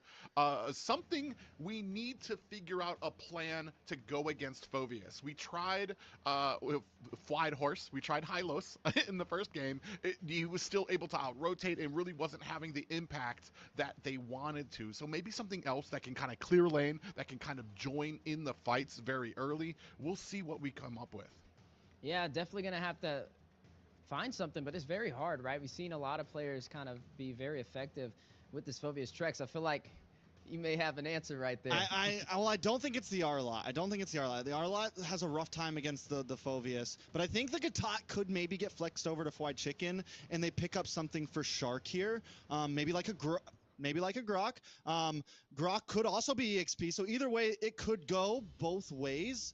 They pick up the Valentina from Arcuti, needs a gold laner. Does he maybe just go for the Ruby here, and instead of picking the long range or something a bit more fighter-based? Yeah, that's interesting having the Grok out there, because even if it does go into the XP lane, the passive from Grok, the more physical damage items you have, the more physical defense he has as well. So that could be potentially something that will work well. And I like the flexibility of this for them. It's going to come down to how well it's played, We have not seen a Paquito in a very long time coming up in the jungler, but it is something that I've harped on because Zane is so good on especially with that burst damage that can come out from Paquito. We'll see if it works well into this composition. Yeah, I mean, it's an X Factor play again. I mean, you can just tell by the reactions every time Mobazane pulls out something in the jungle. It's definitely a sight to see. But again, this is game number 3 for BTK up against Cloud9 in the grand finals, and it's 2-0. So he definitely is going to want to be very aggressive. I mean, at least with the Paquito, right? You're able to kind of close the distance and also able to sustain yourself with some additional shielding. But it's going to be down to the execution, down to the wire. And I feel like BTK, even though it might not be a jungler you're used to seeing, it's great here because they have a pretty solid composition. Yeah, but ladies and gentlemen, we are moving into game 3. It is do or die time for BTK to find a reply, to find an answer to Cloud9's dominance. Okay, so taking a look at the draft, it does look like that Grok is going to be EXP lane. Wondering if he's going to, you mentioned it, Private. Wonder, does he go damage here? Does he pick up the Blade of Despair first item? Does he go all in? This is not a new hero to Chicken. He's comfortable with it. It also gives them some nice crowd control, some nice engage and disengage. Out of the 3 drafts that we've seen from BTK, this one is probably one of my favorites. It feels a bit more comfortable for everybody. Mobazane, I mean, yes, the Paquito is unheard of, but it does have an insane level 4 power spike. The damage is definitely there if they can capitalize on the laning phase. And that's what we're going to be keeping a close eye on, right? The laning phase. How are they going to be able to effectively keep their side laners alive and also get these objectives? How are they going to be able to get into these turtles? Now, there's a lot of things working well for BTK's draft. You have the Aurora, right? The crowd control, especially this early. You have Shark able to close the distance and able to be the initiator for these setups. And speaking of setups, look at BTK. May be able to close the distance on the top side. That's a 4-2 engagement possibly on the way. There goes the CC for the taunt. And Zia securing the kill on Cold World. Man, and Cold World, I mean, it felt a punishment there. 4 members of BTK going in, Mobazane very quickly, and that's the strength and the burst you have out of the Paquito. Yeah, that's the BTK you want to see, right? This is the early game that they normally bring, and they do this early game gank onto the gold lane. They don't get the gold lane, but still finding Cold World kind of slows them down a bit, because on the Cho, we know Cold World wants to be aggressive. On Mark Cutie, on this Valentina, they want to be in your face. They want to stay on the opposite side of the river. Yeah, and that's going to be huge for BTK, right? Leading the momentum for the early game, keeping Cloud9 behind as we are now seeing this turtle spawn in. Will they be able to take this objective? You are going to go ahead and see right now everybody getting ready for the fight. Cold World trying to be a nuisance here. They're going to see if they're going to be able to maybe punish him before this turtle comes up. Starting to gather some positions. Great aside from Cold World, but it does look like they're not going to really focus. Fried Chicken taking some heavy damage. Yeah, it's going to get a G Kondo to the face from Cold World. Now going to go back to safety. Cloud9 in a great position, zoning out the BloodThirstyKings from this turtle. Chicken finding an early grave. Nats able to slam down with the demonic force to shut him down. And you are going to see best player claim the turtle. You know, I feel like Chicken just had to throw that wall in to kind of try to reset the turtle. Unfortunately, not only did it not reset the turtle, but it put him in harm's way, so they got a kill along with it. I feel like once Mobazane leaves that, right, he's the rest of the team should have just backed off, not even gone for that turtle, but they go for it. They lose 1 member for it. It's now 1-1. We're back to ground zero. Cloud9 with a little bit of an advantage, but now we're already seeing, I mean, Cold World just in their face nonstop. Do they let him do this, or do they just ignore him? I mean, there's not really much they can do if they can't close the distance. The mobility is just what makes Cho such a threat. We've seen him prioritize a lot this NACT. I mean, look at that. The G Kondo for the knock. Biotark play, though. Shark able to find Cold World, able to punish. Best player finding Fried Chicken. That's going to be a 1-for-1 trade for both sides. But Nats winning the heart of the battle with the demonic force, forcing Mobazane to the tier 3 turret. A much cleaner game, but you still see Cloud9 able to answer back every single death with a kill of their own. Yeah, Nats 1-0-1 now. Back ahead in these rotations. Look at the top side. Ooh, the shadow kill does connect, but stacking together with Sharks, not really going to deal much damage. Yeah, like and job. with that, he's going to have to disengage. And a big pressure now starting to mount for both of them. Cold World just has so much vision all around the map. Mobazane can't go anywhere without the side of Cloud9 knowing. Yeah, so, I mean, who's really got the lead right now, bro? Like, if Cloud9, does BTK have this breaking point? Like, first, do they get a big power spike around third turtle, first lord, you know? Do they kind of need to wait it out here? I mean, that's a good question. I think it works for Zia, though. You got to look where the kills go, too. I mean, the marksman technically got a kill for the BloodThirstyKings, which is going to kind of help him scale as we progress to the mid game. But right now, another turtle in play, and you're looking at Cloud9 trying to get that position, trying to wrap around for the setup. But this time, the full 5-man of BTK for the denial. There goes a little bit of crowd control onto Cold World. Watch Shadow comes out, Luigi Shadow kill as well, but BTK stacked together to share the damage. But there comes Nas like a train, wrecking into the BloodThirstyKings with the demonic force. Very low, Hoon able to take down Nas on that aggressive play and will force him out the turtle pit. Ooh, I do like that they all collectively decided that they were going to try to go ahead and chase, not just half of them on the turtle, but now it's kind of leaving it open. You see Cold World trying to find himself an angle. Yeah, so, I mean, at this point, Cloud9 able to back off a bit, able to disengage from the possible fight. Mobazane even starting to do some more damage. Zia starting to do some more damage. Ooh,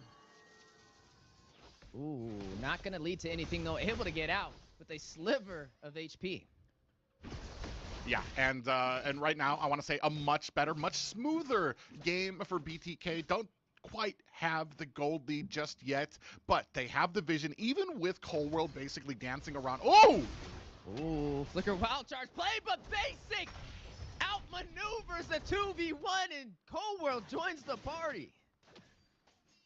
Man, and just like that, and Basic, we've talked about it before, love him, hate him, he has improved so much this season. Yeah, I mean, Basic at this point has just been able to dodge everything that BTK tries to bring at him. He finds the backdoor answers, and BTK, they have the damage like Mobazane, deathless right now. He just needs to actually get that first kill. He needs to get that second kill. He needs to be able to connect with his team. Speaking of connecting, 3v1 on the bot side, but Zane able to delay the push for the tier 3 turret. Yeah, and I mean, he right there, he was trying to get the damage onto Basic, kind of ignored the minions a little bit there, but now we have a 3v1 under the tower for Fly Chicken. All right, nothing gonna happen major. Best player farming at top side. Taking a look at the gold, Cloud9 getting away, but let's take a look at the items. Best player has Hunter Strike, Malefic Roar, Zane on the other side.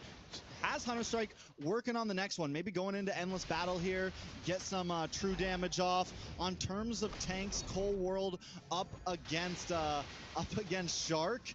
Cold World, I mean, is kind of taking a more roundabout route here. Has taken 2 deaths, is a little bit slow to the party, but still, just that alone, the fact that he doesn't have a full item complete, but is still in their face so much, speaks volumes. Speaking of volumes, look at the split push on the top side. Basic able to take a turret for Cloud9 and a Spear of Destruction. Decides not to go in, and Mobazane and BTK will take the turtle. Yeah, they get the objective, but man, already starting to create the seeds of that threat up at the top with Moscow Basic there. We saw from the last game. Ooh, Nas taking some heavy hits right there. Will be able to get back to safety. Shark trying to join the battle with the AOG, not gonna connect.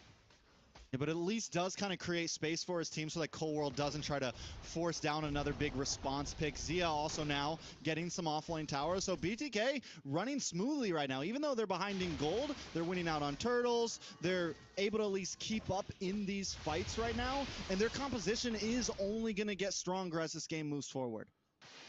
Yeah, and that's kind of the thing for me right now, is that they were able to kind of hold the early game. They don't really have to lean so hard into the late game because they're holding their own right now.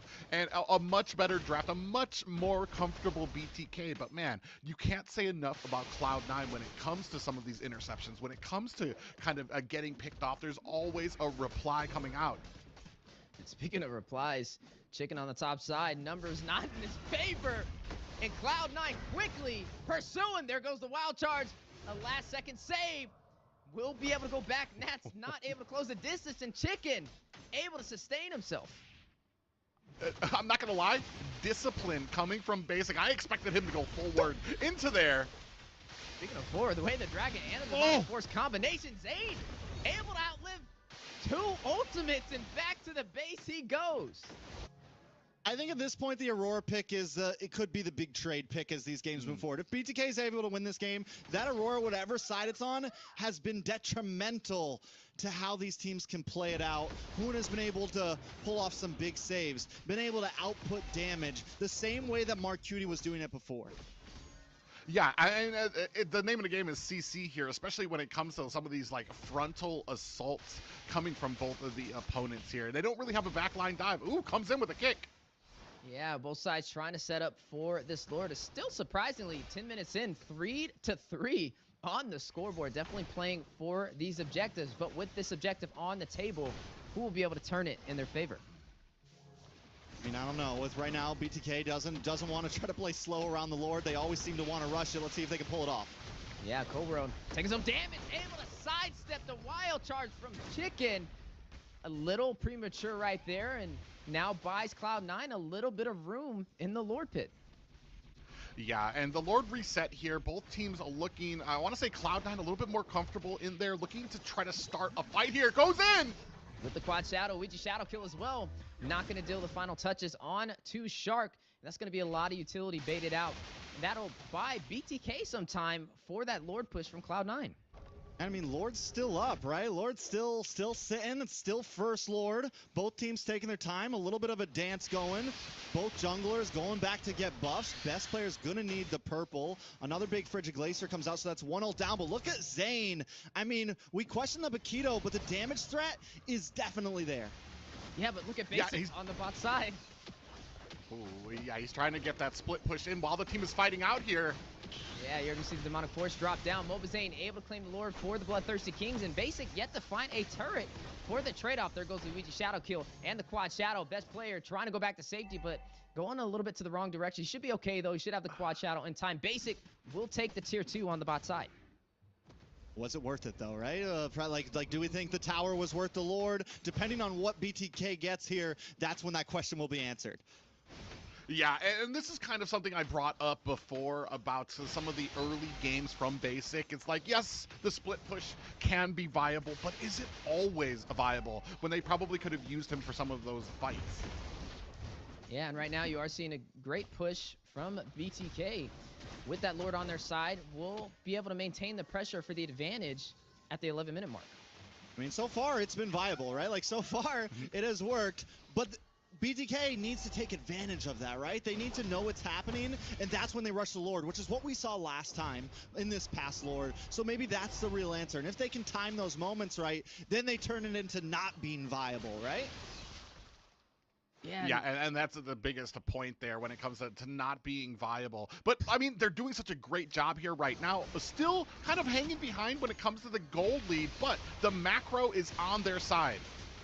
And speaking of macro and micro, both sides are going to be fighting out possibly in the mid lane. A lot of utility wasted right there, but here goes the engagement we were looking for. Zia able to find Nats in the heart of the battle. Who finds Cold World? 2 members dropping for Cloud9. Maybe more with the Ouija Shadow kill, but Mobazane will take down best player, but not before he finds Chicken. Basic able to respond back. Will take down Shark. That's going to be a 3-2 trade. Ooh. There goes the immune on a Basic. Need to get away. Back to safety. Zane will not follow through with the chase. Both sides very low, and a Fear Destruction almost down the middle. We were talking about needles through threads earlier. That was a needle through a thread, Private. Yeah, they're a collective sigh from the rest of BTK as that just whiffs just narrowly in between all of them. Because I want to say Basic would have been a huge factor there. Probably would have been able to take at least 2 of them down. I mean, knowing Basic, he would have gone for it, right?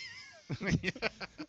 You know, Hoon's still laying down. I would have thought he would have stood up by now, but right now, BTK, they're providing a lot more pressure than what we've seen, at least in Game 1. Game 2, it was building up, but Game 3, we're starting to see it make a difference.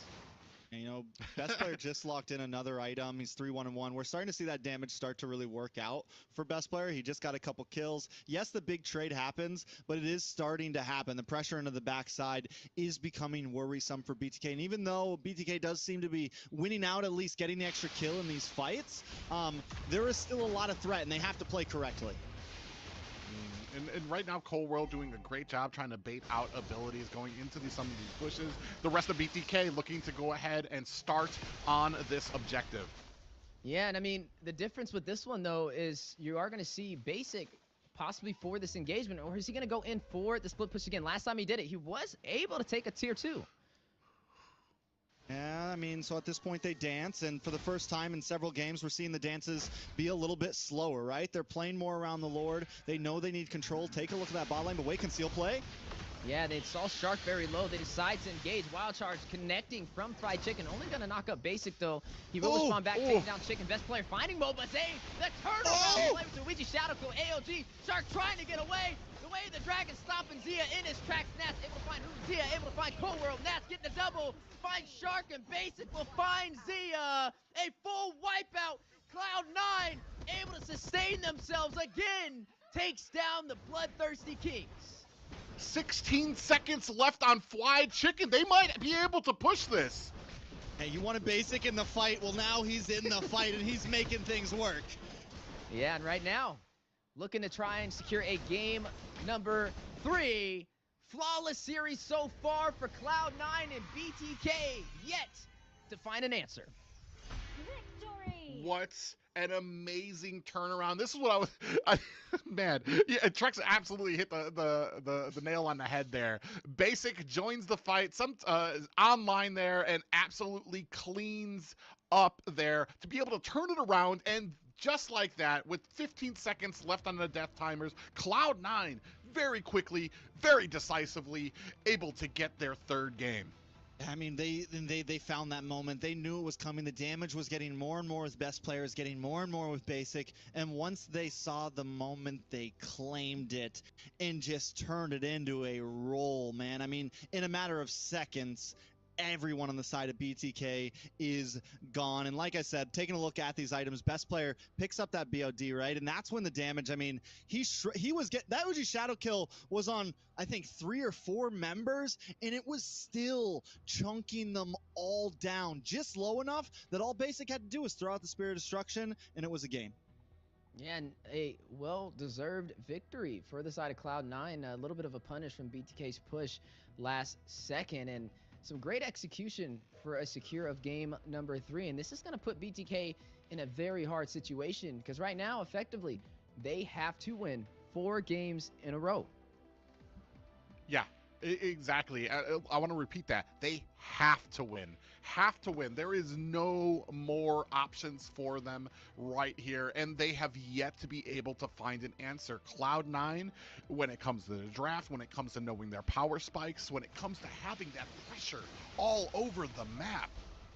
Yeah, I mean, what's the magic answer right now? Taking a look at these replays, BTK start off game good. They get first blood, then Shark goes down, and they're trading blow for blow here, right? And I think this is kind of the story between these two teams. They're willing to go blow for blow. They're willing to take this. We're 2-2 right here, 5 minutes in, and I mean, Turtles get traded. BTK stays out on top, even if they're hanging behind in gold. They're still controlling map pressure. They're controlling lanes. They're controlling objectives. But there's one big factor, and that is C9 finds the game-winning moments. Time and time again, they're able to find that one spot, that one thing. Their eyes are always on the trophy. And this is that last fight. Watch for the Uji Shadow Kill that ends up coming in. 3 of them are together. He takes out Mobazane. 4 of them are together. And the damage is just huge onto all of them. Basic then flickers in, and by then it's a wrap. And those are those small moments there. Even if BTK can go back and forth, it's not enough right now. Yeah, and I don't even know where you go from here. BTK has yet to be able to find those answers. Maybe it kind of comes down to the point where Mobazane, I want to say it was a successful pick for him, but a lot of those early kills did not go to Mobazane. I believe some of them actually went on to Zia, and maybe when you have it more organized, where Paquito is a little bit more fed by the mid game, by that late game, he's able to kind of get some of those one shots. He might possibly be able to be that force he needs to be, and I'm wondering if maybe that kind of came into play. Yeah, it's kind of hard, right? I mean, you're just seeing a lot of things go right for Cloud9 right now. Even when it looks like BTK is in the lead for the match, a couple of mistakes, and they're right back to square one up against Cloud9, and now with their backs against the wall, this is the first time we've ever really seen these two teams not go, bar for bar. Usually in the grand finals, we see it's 1 win, then 1 loss, then 1 win, and 1 loss. But this is the first time ever that we get to see them on the back foot, BTK on the back foot with 3-0. But it's not over yet. I mean, definitely they have to find that needle in the haystack. And hey, we got to see that needle thrown with that Spear Destruction, and it didn't hit anybody. So if they have those odds, maybe they can pull it off just yet. But it's definitely going to be the biggest challenge that BTK has ever faced. You know, there's an old Disney movie called Brink, old cult classic, man. And there's a line in that movie, and it seems super simple, but they just say, just do better, do better. And sometimes I think it just comes down to like, because right now it just feels like C9 is doing better. Like in gameplay, in draft, across the map, they seem like the team to win this. From the start, we came into this day with some clear objectives for BTK to turn this around, and they haven't been able to do it. Even when it feels like it's so close in BTK's grass, they just can't pull it off. Yeah, and here we're going to go ahead and see just a little bit of a change up when it comes to the bans here.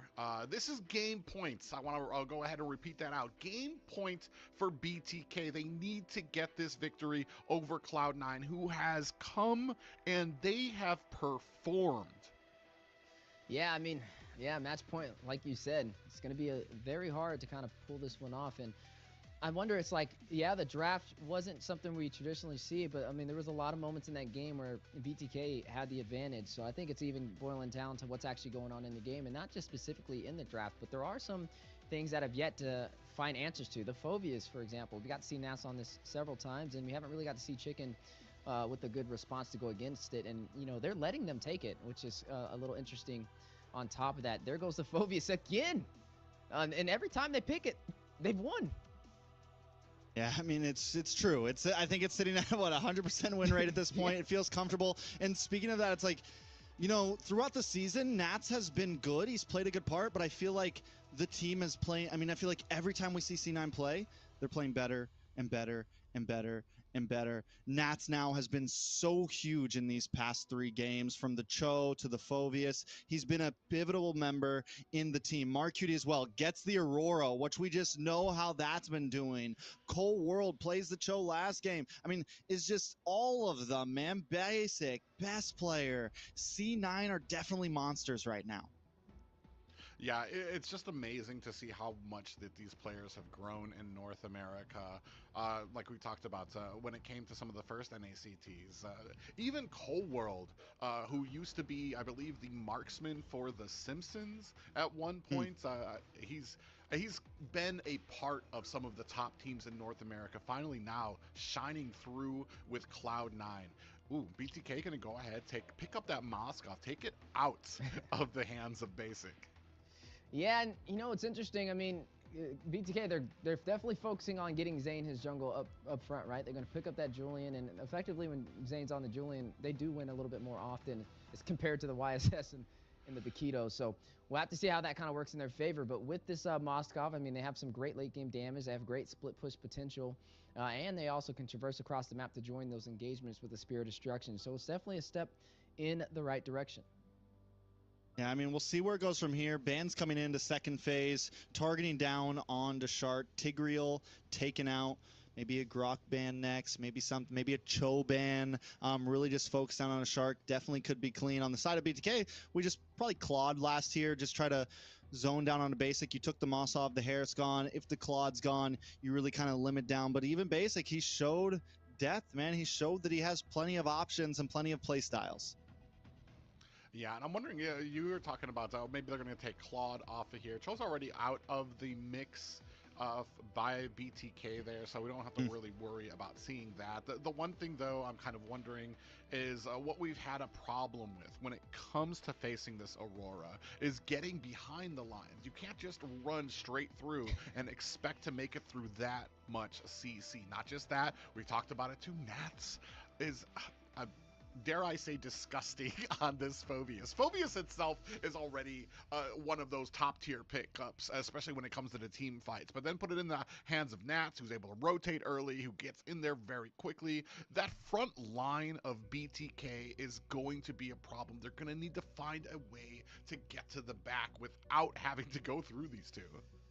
And they're going to take out the Khalid as well to finish their last ban for the side of Cloud9 and make it a little bit more effective with this Phobius and not really have too much of a threat. I mean, you're kind of getting limited on these XP options, right? I mean, technically the Edith is still out there, could be flexed. I mean, he could even pull out the Ruby, to be honest with you, and still at least have some more crowd control. But BTK, you gotta look at their draft and you gotta figure out, well, what did you take when allowing this Phoveus to go for a effectively the fourth or third time we've seen the Phoveus in Cloud9's favor. So that you get the Julian. We know Zane, he's great on the Julian. He's very effective, and I mean, last time we've seen the Bakito, we've seen the YSS. This time we get to see something that's a little bit more staple meta, and I think that's the difference that BTK is trying to make with this statement, right? They're going to try and put him on something he's a little bit more comfortable on, something that's a little bit more used in the pro scenes to make them have a little bit of that difference for the edge on C9.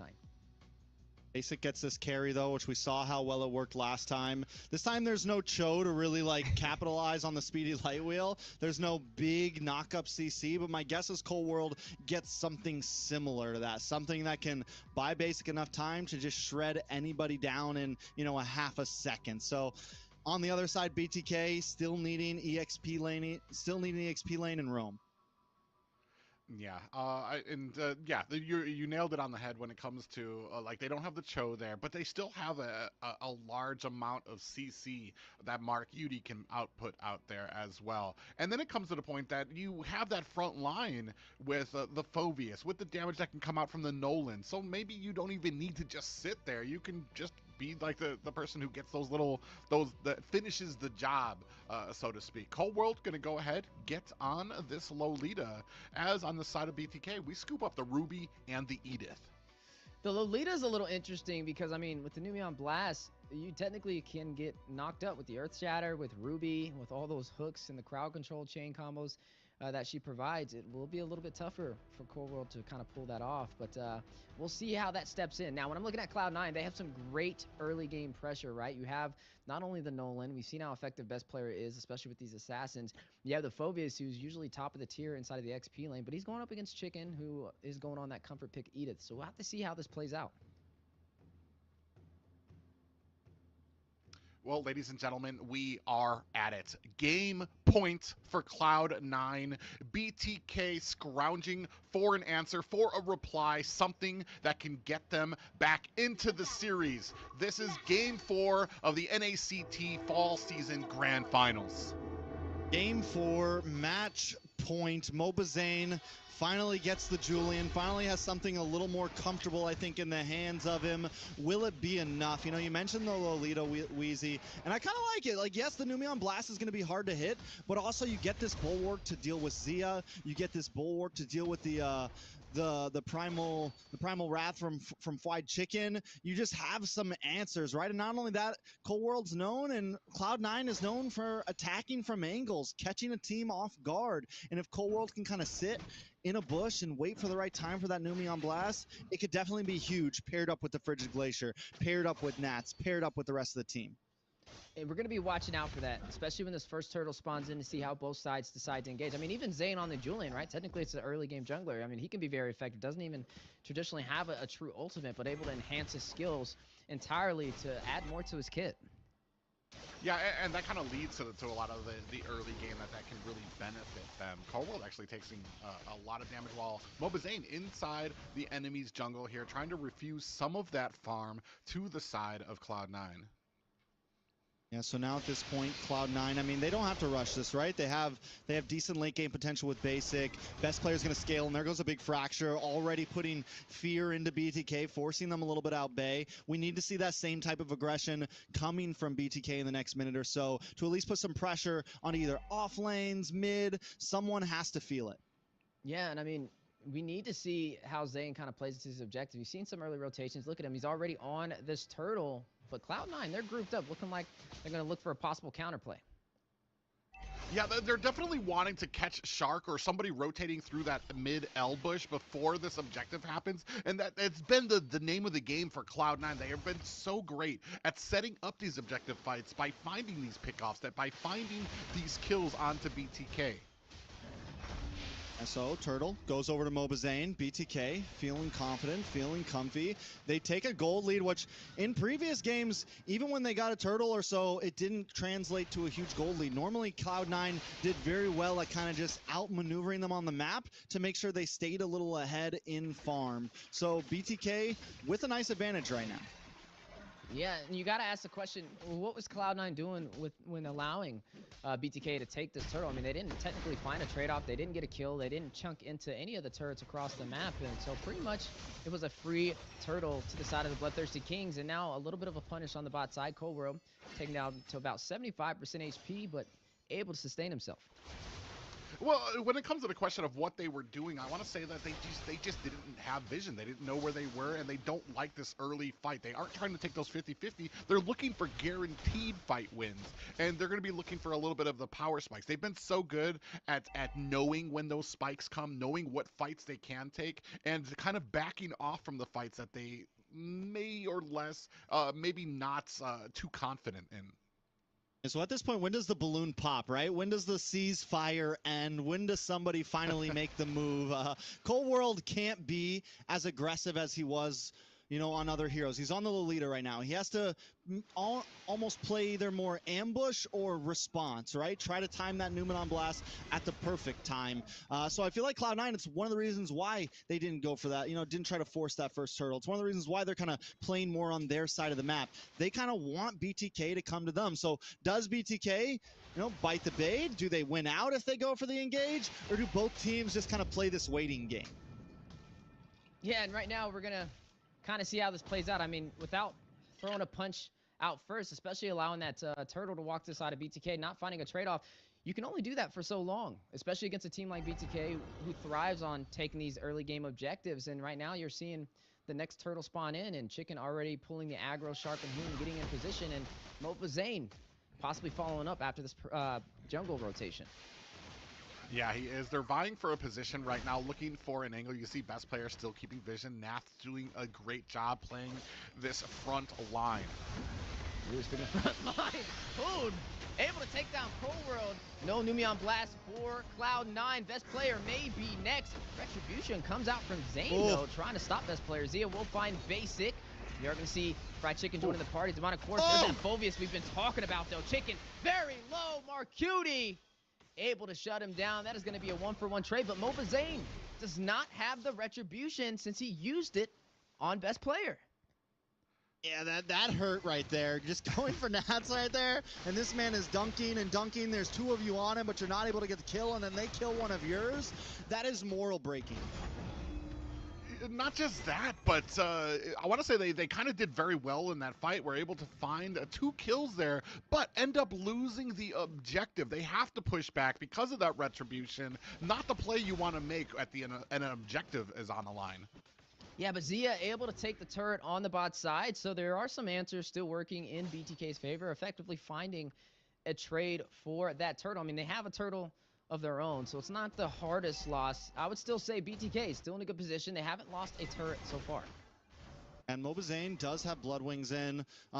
For the first time, I think, in every game, he's actually a little bit ahead in gold. Is Clear is able to keep up, if not outdo best player, which is going to be important. He's going to be a big damage dealer. He needs to be able to keep up in levels to actually fight for this third turtle in First Lord. And BTK in a position now where they can kind of dance a little bit. And I really like Shark on this Ruby pick. I think it's another one of the things that is stopping Cloud9 from being so aggressive. There is this possible threat that if you engage too much and you get locked up too long, you're going down. Yeah, and we have a little bit of a flank play here. 48 seconds left for this turtle, and you can see BTK starting to set up a lot more comfortable on the map than they have been in the past. Well, at least in the past few games of this series. They're always there, kind of prominent when it comes to these objectives. Now you can see them pushing towers, so they're able to kind of get that map control. Yeah, and again, Cloud9 not finding a trade from losing that turret on the top side. You've seen them kind of putting some heavy focus into the mid-river, but BTK quick to respond back and doing a great job on maintaining the pace for this match. Zia also, you know, having a very clean game right now, but he might not be having one. Listen, a little bit of that caster curse right there. Best player able to find Zia Shark on the conceal play out.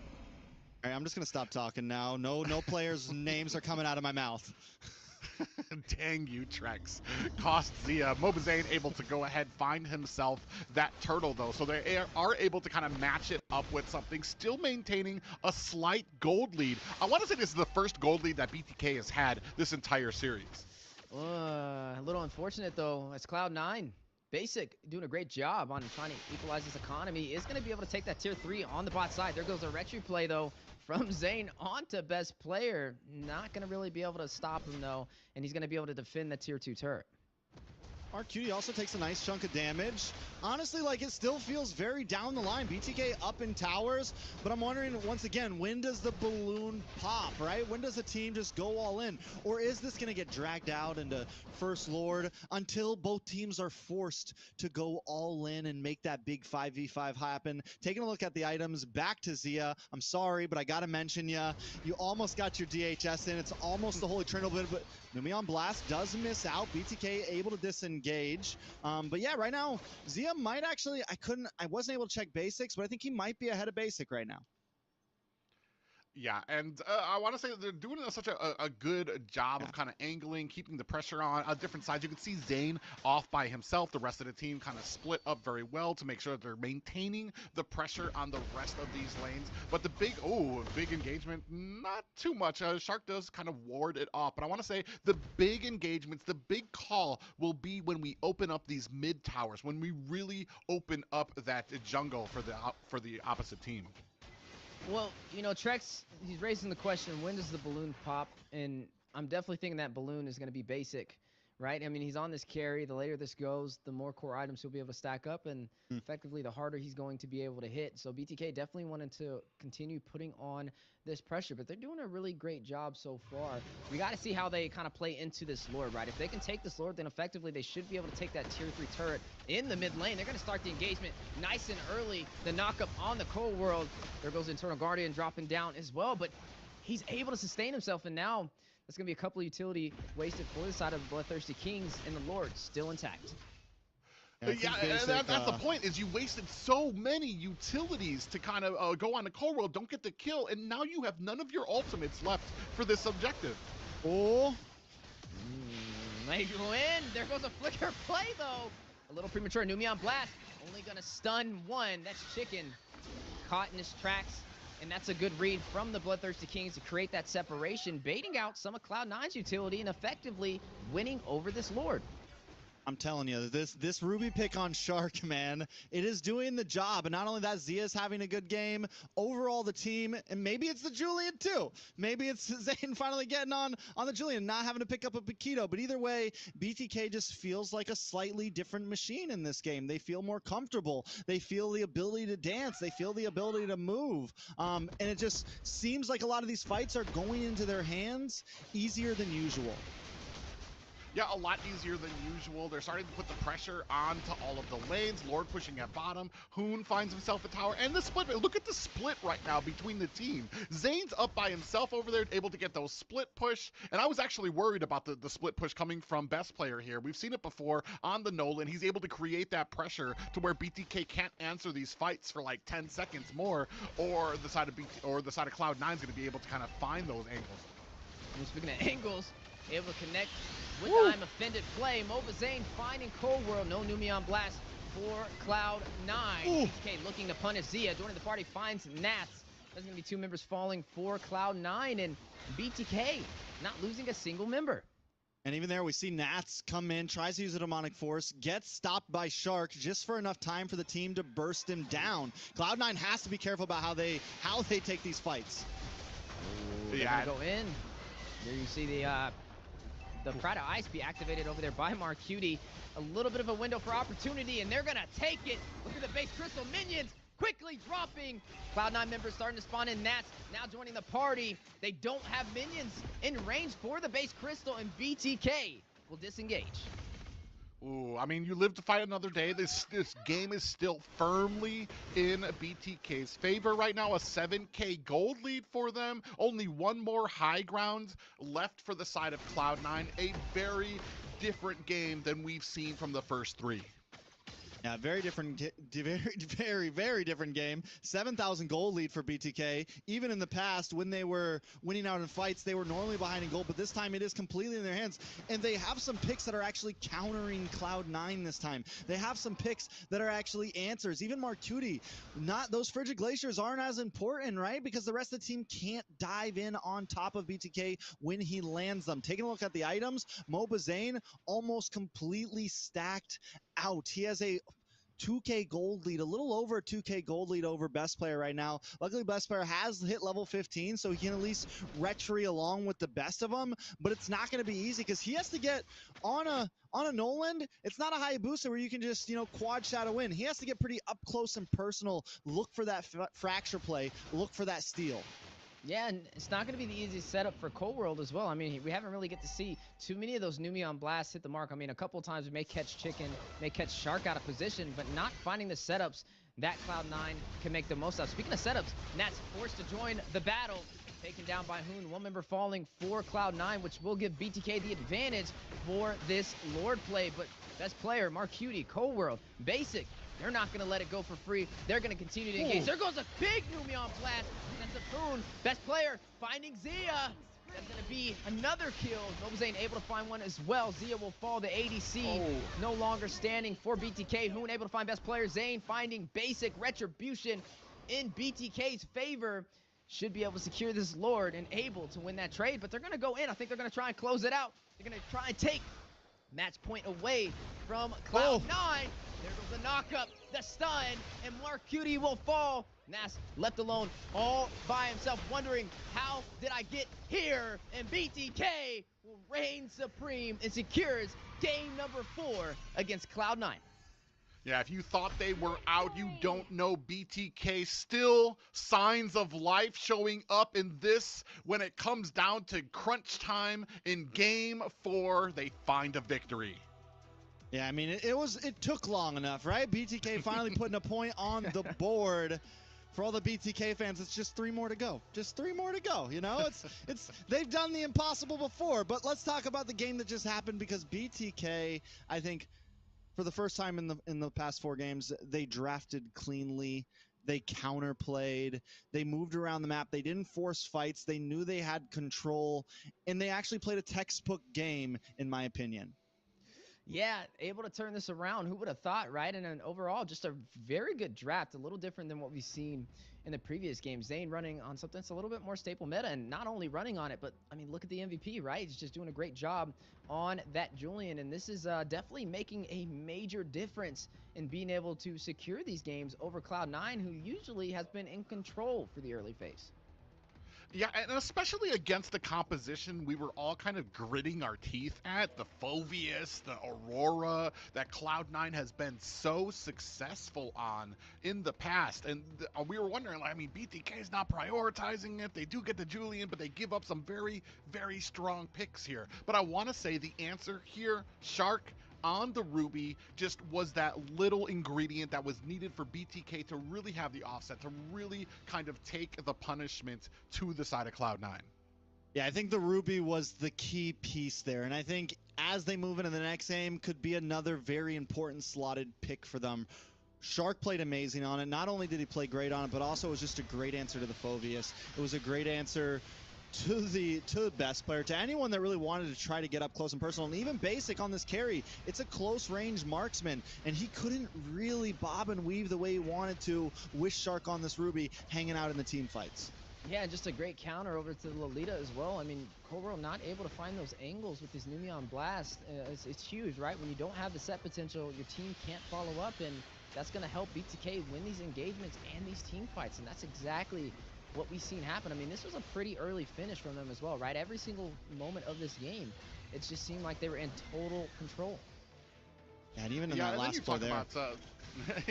Yeah, you talk about the good too here is that you were able to get Mobazane on something he was comfortable on, or at least it felt more comfortable with that Julian there, to really actually still be putting on the damage, to really kind of carry the flag of BTK forward for his team, to give them that room that they needed to kind of get that scaling. Yeah, so I mean, they got one, right? They get that game.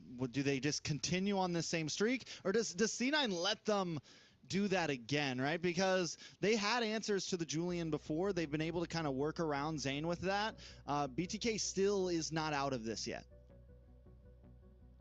No, not at all. I mean, I honestly, you're at a point now, and this is going to be Cloud9 has the first pick here, so they're going to get the priority here. You can see there, Julian taken off the board for the side of Cloud9. They're not going to let him have that again. And I'm wondering, do we possibly get Zane on something that he's still comfortable on, or like the first few games that were less successful for BTK, do we kind of go outside the box again for a pick that might not be that might not be good?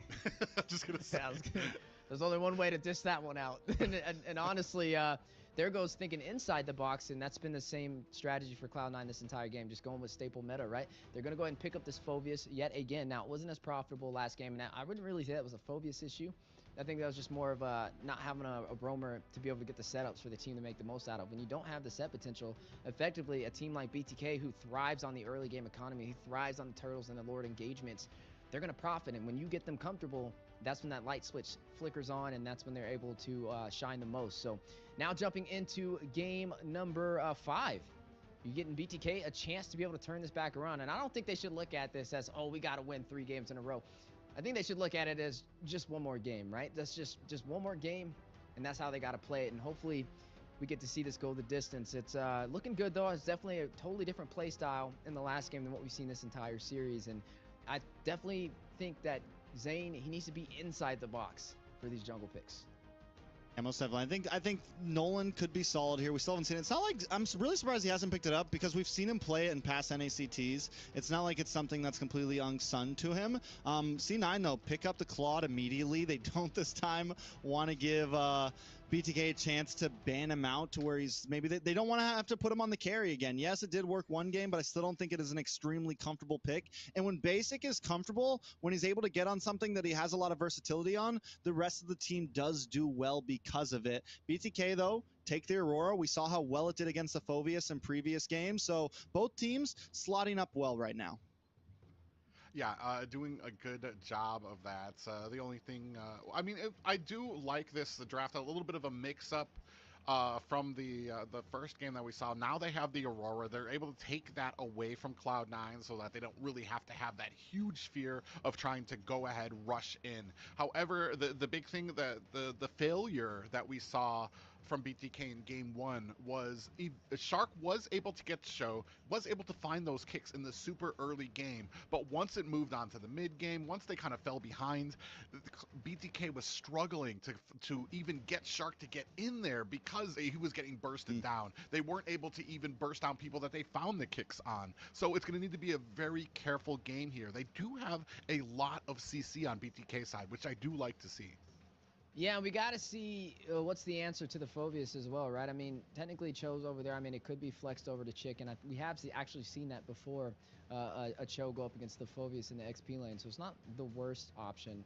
But also, speaking of options, the Gatat being on the playing field for Cloud9, a lot different than that Lolita performance we saw, right? It's going to be a little bit easier for him to get to that back line, especially with that AOG. Late game insurance is guaranteed from the Claude as well over there by Basic, who also can play for survivability, especially when you have a Cho on the opposing side. And we've seen just how well Chos can perform, right? You can Jeek-undo your way through anything and find your way to the back line, but having the BMI for some insurance can definitely be a tool for Cloud9. So with this last pick coming in, again, I think, I mean, I keep saying it, but I think the Nolan's solid here. You banned out the Hayabusa. You limit down on to what a best player can pick up here, because that's definitely what he's most likely picking up, unless he goes for the Ling or a Fanny or something like that along those lines, which with him coming into this last slot, either of those picks are definitely very probable. On the side of BTK, they go for the Ruby. So Ruby, I mean, and even this, they can still, like you just said, they can still flex Cho over into EXP. But I think either way, I kind of wanted to see the Ruby earlier in draft because it worked so well against the Phoveus last time. So I'm glad they still ended up making it work. Yeah, I was actually kind of worried because I was thinking that maybe Chicken would not be as comfortable using the Ruby in there. I don't really like the matchup between the early game Ruby and the early game Phoveus, so it's going to be really interesting to see how well Fried Chicken can play that. We've talked about it before, especially against Nats right now. He's been playing kind of like he has to play passive. There's nothing you can really do with some of these picks, especially against the Phoveus. You have to wait your turn, wait for him to kind of do what he needs to do, then you go in there, get the scraps you need to of your minions. But it's going to be interesting to see if we can put some kind of focus. More interesting than that, Nolan taken off the table. Where does Boba Zane go here for the jungle? Bane. Everybody's just staring at Zane's photo right now, man. What does he think? Look at his smile over there, man. Look at that devious, sinister smile. He's planning the most crazy pick. There it goes. A guy is back in the building, baby. That was on my bingo card, guys. That was on my bingo card. A Kai pick on Nova Zane Grand Finals. It was so, we made it. It's there. It happened. They do have damage this time. They have Zia with the damage. They have Hoon on the Aurora. There is opportunity, and, against a Noland in the heavy spin, you still have some retribution. You have some objective priority. It's just, as we've said in the past, it's not current meta, but can they make it work? Man, I am wondering because there's going to take some time for this damage to come up for BTK, where Zia comes in very late game. Shark's going to need some items. Hoon is, I want to say he does have damage, but in the early game, it's mostly the CC that you're leaning on. So I'm wondering, maybe do you put Fried Chicken, who's going to be on that Cho? Do you put him as a damage Cho there? I think we're about to find out here, guys. We are at Game 5, Cloud9 taking on BTK. And the coin flips again. Another chance for the Bloodthirsty Kings to find a way to even out this series. I mean, hey, who would have thought it, right? They took game number 4, able to find their first victory so far, but this is still match point for Cloud9, so they're going to have to bring their A game. Yeah, so taking a look at this, how does BTK approach this game, right? I think they definitely take it slow. They don't need to force anything. They do have the peel. They have Shark on the Ruby. It did end up being a Ruby Shark, and they're going to put Cho into the EXP lane. Because a lot of damage on a Shark, though. Already at first blood. Yeah, able to find him, able to take him down, and overall, a great objective for Cloud9. Yeah, and man, that is not the way you want to start off there, especially for Shark, especially when we're leaning on that Ruby to have such an effect here toward the mid and late game. So as I was trying, I kind of wanted Shark to stay on his side of the jungle, but he gets a little greedy there, goes to their side. I think at this point they have to know that their damage base is just, and there's another pick on a Shark. Gonna be able to get away, but yeah, I think they just need to play it safe. Let Zia farm, let Hoon get some damage in the tank, and if they can do that, that's the win con. It's just, yeah, with that first kill over Cloud9, you can definitely tell they're being a little bit more aggressive and a little bit more picky on when to engage, and I think it's more credits even over to Coworld, right? He's running on a roamer who's not limited, especially like that Lolita in game number 4. I mean, if anybody can pull out some of these picks, it's going to be Zane here, but we just really need to see what the plan is. We're going to have this first objective started by Cloud9. Rest of BTK looking for an opportunity. Yeah, Zane forced to use a heavy spin, trying to close the distance, able to get the retry just in time for the Bloodthirsty Kings, but Cloud9 looking for a punish. Chicken need to get back to safety, has the G-Kundo, but Nat on his tail trying to get the pick off, but will not be able to find it. I'm not gonna lie, I don't think I've seen Chicken on a Cho in a very, very, very, very long time. And I mean, it's definitely doable, it's definitely viable, but I don't know if this is comfort for him. Comfort for Zane on the Akai? Yes. Comfort for Zia on this Moskov? Yes, but everyone's gonna need to play to their best ability here. BTK does get that first turtle, so after taking that early game first death, it's huge for them. Yeah, and I have to wonder too, like sometimes, was this pick, was it the best in slot for this composition, or was it simply just to take it away from Nats? Yeah, the I'm Offended does connect for the setup, and Shark ultimately finding a kill, takes down Coral. Whoa. Got the zoom in. We just got the zoom in here. I'm sorry, that threw me off a little bit. Best player. I haven't seen the map like this in a long time, guys. I'm used to watching at the full wide angle. And there we go. We're back to it. Thank you. I don't. Mobazane now. Panda. How we feel in private. I mean, right now it's working, especially when it comes to maybe we're just focused on the objectives. Fly Chicken takes a heap of damage there, but if we're just focused on objectives, we have the heavy spin, we can get everybody out of the way, still get the retribution in there, which can lead us into that mid game, into the late game, where we're going to get the power spikes for Hoon, for Zia there as well. I mean, they got a lot of bullies for the early game, a lot of crowd control, especially with that Akai. I mean, he's a one-man army with that heavy spin, right? He should be able to zone everybody out, be able to close the distance, and get these turtles, and that's exactly what you've seen from Mobazane. I mean, it's a hero he thrives on, right? He doesn't have to really worry about the team looking for that setup. He can just create that opportunity himself.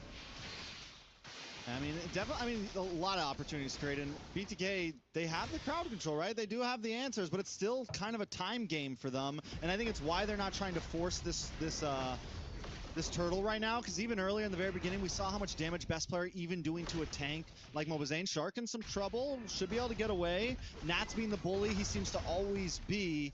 But yeah, BTK still just waiting on that clock to keep ticking. Yeah, and it's and ticking away it is. Nat's doing such a great job. Whatever he plays, he's always all over the map. Ooh, Zane! Ooh, and a little bit of trouble. Forced to use a heavy spin, pinning Nats on the wall. Chicken trying to find an opportunity for the engagement. Won't be able to do it now. Nat's trying to punish. Frigid Glacier connecting. I'm offended as well. Nat's still alive, trying to get to the bush. Trying to limit their vision. Hit with the G-Kondo. Chicken, possibly with the final touches, able to find Nas on the heavy aggressive play, but look at Zia on the bot side. AOG connecting, and Zia will fall. Cold World may pay the ultimate price though. No, able to get back out.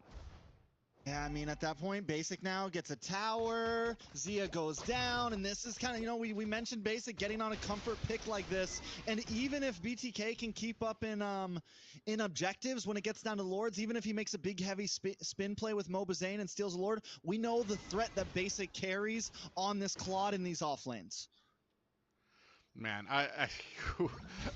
Mobazane, I want to say they were threading the needle with that fight against Nats there. He was very close to being able to take down Mobazane. They do find the synergy, able to find the combinations there to be able to take him down, but it's answered right away at the bottom lane for Cloud9, finding the tower. And, I mean, Zia, we talked about this matchup before offline. There's been so much improvement from the side of Basic there to be able, and then the pressure that you're getting here now. Ooh, 2v1 matchup, not gonna work in Zia's favor. Basic able to secure the kill. Shark will follow. Nas be the one to secure that. In Cold World, they're not letting anybody go for free. AOG, but heavy spin punish. Cold World forced into the tier 3 turret. A Beyblade, and Chicken will find Cold World. Cloud9 loses something for that push there. Roamer for Roamer. BTK, though, still very much hanging on here. Falling behind a bit in gold, but it's not over yet. Yeah, this isn't the first time. I mean, BTK, at this point, BTK is used to playing with a little bit of a gold deficit on them. But here we can start seeing even some of those objectives, what I was talking about earlier, where they might have some insurance, having Mobazane with that heavy spin. They're starting to lose some of these objectives. They're starting to fall a little bit behind. And that's not really what you want from a composition like this, like that I feel personally is lacking a bit of damage. Yeah, definitely lacking in damage, but overwhelming in crowd control, and they got to make that work in their advantage, especially for these early objectives. And not to mention, even though they have the heavy spin to work in their favor, Marcuti, he's picking up that heavy spin as well. So technically, Cloud9 has the same utility. Yeah, not only is it crowd control with Cloud9, but they also have movement on the map. A Shark in a little bit of trouble. Should be okay. The disengage happens. Items are up. No, still forcing it. They're testing the waters here. They're testing the waters. Yeah, a little bit of a little wet feet there from both sides there, kind of dipping into there, trying to find out where they can kind of put their limit push out there. Ooh, Zane was still able to get his purple buff there. Zooms in, grabs it, and gets away. Yeah, but we got to see. I mean, with the Sakai pickup, I mean, effectively, you're a jungle bully, right? You should be able to kind of zoom in with the heavy spins and get these objectives. With the next objective on the board, will he be able to pull that off? So far, Cloud9 has regained their composure that they lost in game number 4. There goes the heavy spin. There's the Beyblade action going toward the mid lane. 2 Cyclones in the making. Need to be careful, but not going to find a setup for either side. It's such a great answer, too, because you would think maybe go for the Frigid Glacier, right? Go for the big I'm offended. But what that does, essentially, is completely nullify what Mobazane wants to do with the heavy spin. It completely nullifies what the point of bringing the Akai into this game was. And Mark Cutie is answering it beautifully. And right now, a lot of pressure coming in. The little cut from the side of Cloud9 is going to be more than enough for them to get this next tower. First Lord up on the map. Look at the bot side. Chicken. The fracture, too much to handle. Best player on this, Nolan. A major threat and sidesteps the Spear of Destruction on his way out. Honestly, I don't even know if he wanted, even if he lands that Spirit of Destruction, I don't know if he wants that smoke right now. Best player is sitting at 0-0-2, but the damage is definitely there. Nolan is looking scary at 9 minutes in.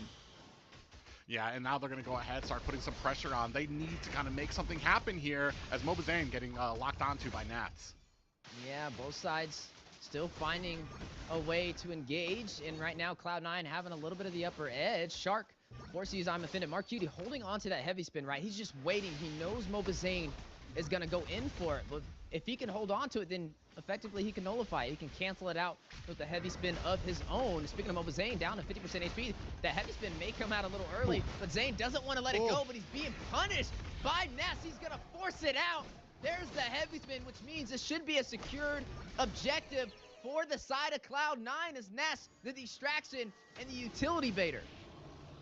Ooh, and just like that, I mean, that's the sacrificial lamb for Cloud9, dives in, and they are able, Cloud9 able to secure, using that depth to secure an objective. BTK does at least get a tower out of it. They get a little bit of ground back. They break through the mid. Having Nats gone means that front wall for Cloud9 is kind of gone. They need to try to get out of this Lord position without losing barely any material. I don't know. It's definitely a tough spot, but getting that kill, even though they lose Lord, it does help balance the table. Yeah, and right now the table is set for Cloud9 to push into that tier 3 turret, possibly in the mid lane. May find an opportunity for an engagement on the bot side as well. Look at Zane's positioning though. I mean, he's behind Cloud9 right now. He could get a pin on the wall. Zia could go in for the damage, but is it the most viable answer, especially with not having the numbers on their side? And now we're starting to see, ooh, nice I'm offended. Yeah, Frigid Glacier as a response. There's the heavy spin we were looking for, but it's a demonic force back to the mid-river from Nats. I like it. I think it might have just been because he's spinning. He gets away in time. Don't know if it was meant to go that way, but it ended up working out perfectly. Couple towers do go down for the side of BTK. But even with this Akai pick, even with the question of it, it feels like BTK are not out of this. I mean, could get out of this still yet. Well, they're not out of this. They could still find themselves some positives here. Ooh, nice I'm offended. Yeah, right now looking for that positive, trying to hold on to the tier 3 turret in the mid lane, but Cloud9 on them like a fly on the wall. Not going to try and allow them that opportunity for the defensive push back up, but they're doing a great job. I mean, they're still providing that control. Zane, I mean, on the Sakai, right? I mean, if he has a heavy spin, he can provide a good barrier, especially against that objective. So taking a look at the items real fast, I want to take a look at Basic because this man has been farming. He's been hungry. He's been doing his thing. And he just locked in the Wind of Nature. And we're starting to see him get a little bit more involved with these fights. We're starting to see him kind of close the distance a bit more. But Best Player might be in trouble. There is no way he's getting out of that engagement. Too much crowd control. I mean, it's like a deer in the headlights right there. Best Player, he knew. He just knew. And that's going to be a kill over to the BloodThirstyKings. Oh man, but just like that, they're able to reply, putting some damage onto mid, but man, BTK holding on to this mid tower for dear life.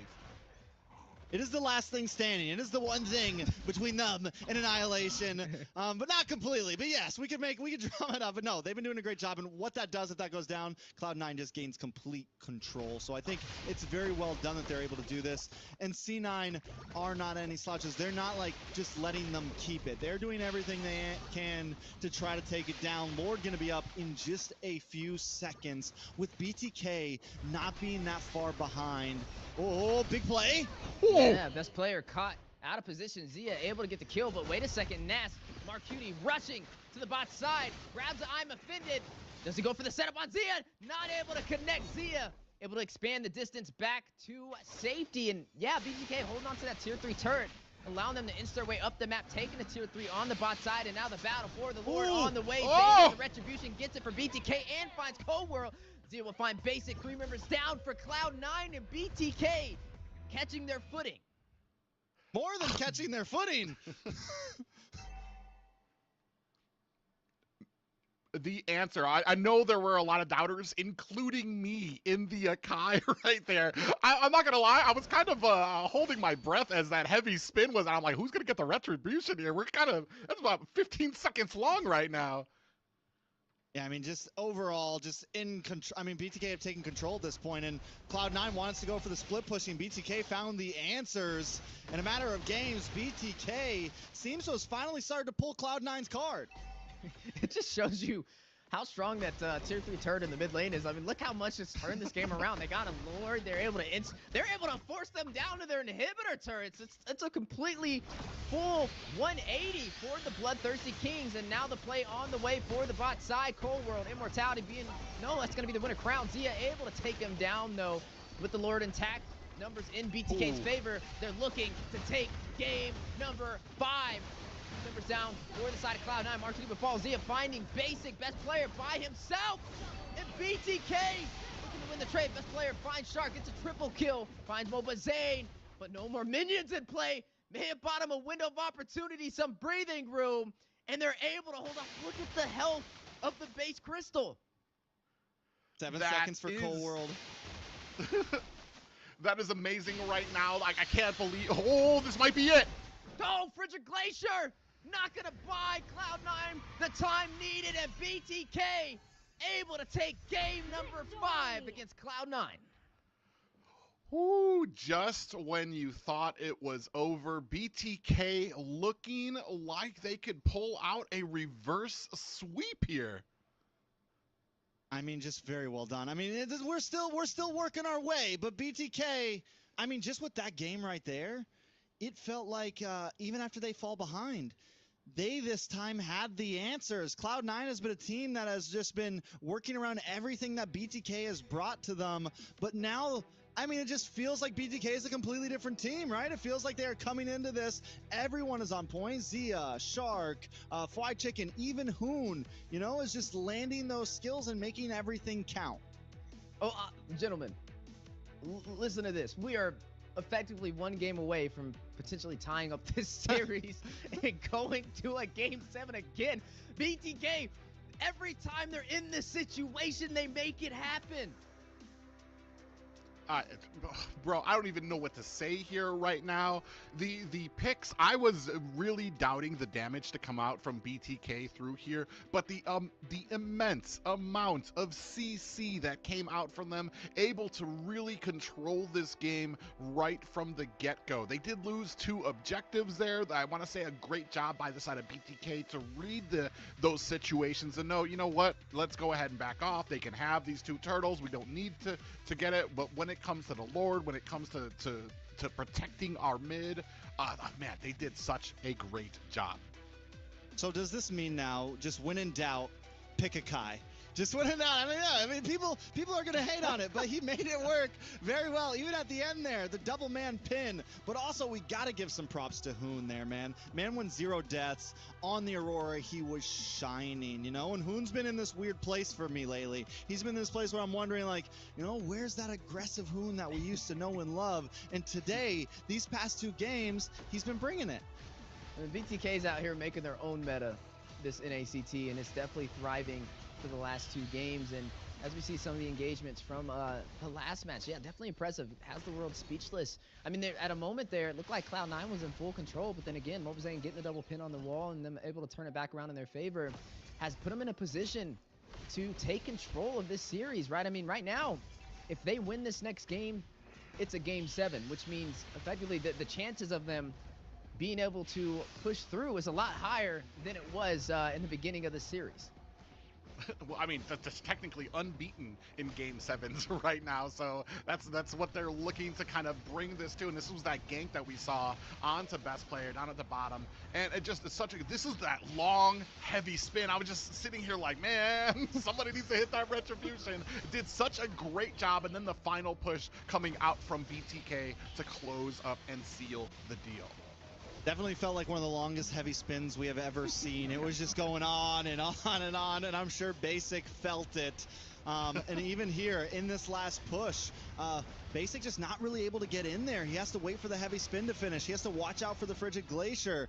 Overall, BTK they were able to layer so many of those skills so well in those team fights. And even when Cloud9 found a few answers with the IMU, BTK found ways to work around it. They did, and it was impressive. And the question kind of comes up now, what do you adjust to that now they can pull out in a Kai and be successful? Not just in a Kai, but in a Kai with, what was it, just the Moskov, just, you were talking about Hoon on the Aurora there, which, I mean, maybe he needs to start laying down. That's the one difference that we saw from the playoffs in the season game. He was sitting upright. Now he's laying down. He's found his zen. He is with it right now. All right, so stay laid down. Stay laid down. That's the plan, right?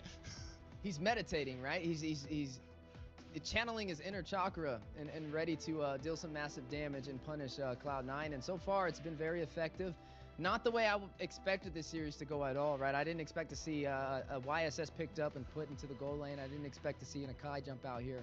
But nonetheless, BTK is getting it done, and they're one step closer to evening out this series. Now for Cloud9, it kind of raises the question, was it overconfidence that's causing these issues, right? Did they just get a little overconfident knowing, oh, we're up by not just 2 games, potentially 3 games, and we don't have to really worry about the climb back from BTK.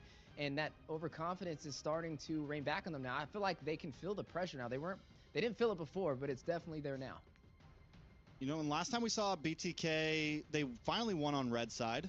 They won on blue side before that. Now we're back to blue side where we saw them get the Julian, and they get the Julian again. So they seem to be back in the driver's seat of the draft in a sense. They found some answers, and with this Julian pick, does it get the Ruby is a great steal, but with the Julian pick, does it give us even more possibilities for that game number 7? Cold World though, Ruby, great answer. And I'm wondering, okay, I was about to say, they either take the Phobius or they take the Aurora here, which would, I want to say the Aurora and the Ruby might have been a little crazy there. That would have completely sealed off any kind of frontal assault coming from a BTK there. But on a point that was just brought up about the pressure starting to get up, we already know BTK, they've been at that downhill on that back foot before where they were at a huge disadvantage.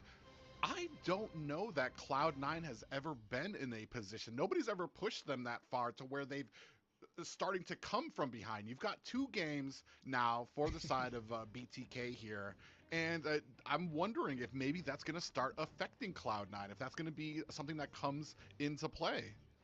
It's kind of funny. Maybe it just takes time for BTK to warm up, right? I mean, when we saw them in week 2, it was 3-1. When we saw them in the upper bracket finals, it was 3-1. But we didn't go to a game number 4, right? We didn't get to see a game number 4 BTK. And this is what happens after the 3-1. So now we'll be able to see exactly how this kind of plays out for them. And like we said, if they win this game, then it's a 50-50, right? It's a 50-50 in a game 7, which drastically increases the odds of their success rate, and they're riding on the momentum of already having 2 wins in a row.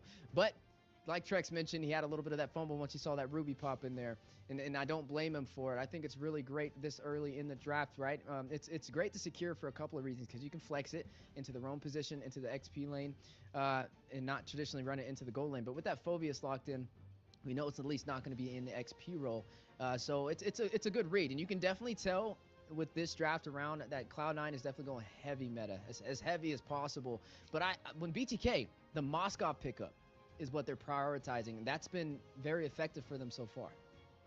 And along with that Aurora, right? I mean, there's just overall, it feels like we're actually seen some trades happen now. BTK's finally put C9 to a point in the draft where, okay, yeah, you take the Ruby and the Phoveus, but we get the Aurora and the Moskov, plus the Julian. And in some of those games that BTK was losing, it didn't feel like C9 was actually trading with him. It just felt like C9 was taking and taking. And BTK has gotten into that groove now where it's like, okay, we know what we need to prioritize. We know what you want to prioritize. We know what's important in these matchups, and they're going for it. Mark Cutie, though, are on the gun. C9 on the gun for first pick and second phase. Yeah, and especially now, I'm kind of wondering though. We do kind of have some priority. We, like you said, they have the Moskov out there. We have the Aurora. I do like the Aurora and having the Julian for Mobazane. But what do we do to answer the Phoveus, which is going? Oh, and now we have the Lu Yi, which is going to create this huge amount of map pressure against BTK. Well, we've seen this before, man, especially when it comes to using that diversion ultimate. You can teleport anywhere on the map, which means that nowhere is safe during these objective fights. Even if you just check the bush, you have to be worried about that diversion coming in there a second later. Yeah, I mean, now Cloud9 has the element of surprise to keep BTK on their toes. There's the R-Lot, you know, we don't get to see the R-Lot too often. It's going to be great here, especially being able to proc from all the crowd control from the side of BTK, right? You have the Aurora, you also have the Guinevere on top of that with the Julian. Guinevere, that's another one we haven't seen in a while, but definitely a BTK pickup for sure. And that should be Shark for the most part. Picking that up. That is going to be a roam, I believe. I mean, technically, you could put into the XP lane and run the R-Lot roam, but I think it would be more effective with the Guinevere for these setups. If that is a head scratcher right there, and I still don't know. We're going to see it now. Shark will be on the Guinevere. Fried Chicken on the R-Lot. I'm just trying to think about this. Yes, I guess it closes the distance on a basic. It can get the knockup onto Nats and stop him in his tracks. It is definitely unconventional. And let's not forget, this is still match point for Cloud9, but BTK was the team that just won with the Akai, right? They were the team that just won with their own meta. So can they do it again? Just about to say, throw out every single thing you think you know about meta and counter picks when BTK is drafting here. We're going to see if this Gwen kind of pulls in there, especially because Whole World is going to have the Ruby instead of Shark. So you're not going to be able to punish Basic as much for getting in close with that carry. We're going to see here, ladies and gentlemen, we are at Game 5 of BTK versus Cloud9. Yeah, definitely going to have to bring their A game for BTK. Another shot to be able to get a potential reverse sweep up against Cloud9. Cloud9, again, sitting at match point. They just need one victory to claim that crown. Okay, so I know why the Guinevere is good, right? Because when you're up against a Ruby, you can't walk up to the Ruby, but you can jump on top of the Ruby. So maybe that's the answer, right? I mean, maybe that's the thought here. If you're able to get the knock up onto Cold War, and it's the same thing with Nats, you can't really walk up to the Phoveus, but if you're able to just jump on top and get that instant CC, maybe that's the answer here. Yeah, but you see right now we got 3 Purifies on the side of Cloud9, so it's going to have to be very careful about when we kind of jump in, who we're going for. If we go for Mark Cutie, we're going to need to make sure that that Purify is already expended, because you could pretty much become a lightning rod to your team as they connect those yin-yangs. Yeah, I was going to say also with Mark Cutie, the diversion plays are going to be something we got to keep a close eye on, right? We see players pick up the Lu Yi, and sometimes they're not very aggressive, but we see other players, every time that diversion's available, they use it to teleport across the map and find an opportunity, even if it's something little, to be able to work in the team's favor. Yeah, so, I mean, at this point, we're back to kind of both teams playing things slow, right? The Lu Yi, like you mentioned, once it gets to that level 4, with Cloud9 already being a pretty heavy macro-orientated team, a team that wants to jump around, play off lanes, play angles, it works very well with their play style. Though it's not as popular, I think it's still very threatening in the hands of Mark Cutie and in the hands of Cloud9. Yeah, and we're starting to kind of dance around this objective. It does look like Cloud9 going to go ahead and possibly turn away. Best player looking for an angle. Yeah, trying to find a window of opportunity. Mobazane, best player, both in retry distance. There goes Nasta with the separation. Chicken, able to find Mark Cutie off screen for first blood, and Turtle will be reset. All right, so at this point, Turtle reset, BTK getting buffs, Cloud9 getting buffs, big meetup, big brawl at the first Turtle. Probably going to be a lot more action than we've seen in the first few minutes of the past 2 games. Yeah, they're vying for a position here right now, resetting it again. Fly Chicken doing a good job of trying to keep it busy for them. They do have a little bit of a clash down at the bottom. No worse for wear are either of them, but still a little bit of respect paid for both of them. Still tie game when it comes to the goal, but just 1 kill in favor of BTK.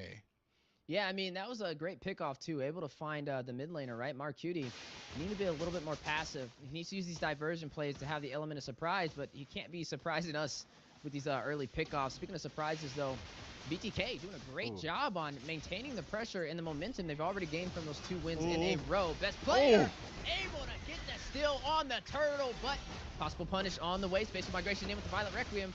Fried Chicken able to find best player. Chicken will fall as well, though. Marcuti able to find him. I think that's a good trade, though. Good trade for BTK there. They do lose Turtle, but they get a kill on the jungler. They lose Fried Chicken. It's maybe an even trade, Private. Yeah, I mean, they lose a Turtle and a kill, so I mean, it's just narrowly up for Cloud9 right there. And man, it's just you gotta be a little bit more quicker to the dial there if you're Mobazane. You cannot be losing those early objectives, especially when they had such an advantage in the numbers at that fight. Yeah, we know, like, you give a team a little bit of an advantage and they make the most out of it, especially when it comes to the top 2 in North America. Now, Shark on this Guinevere, how are we feeling about it so far?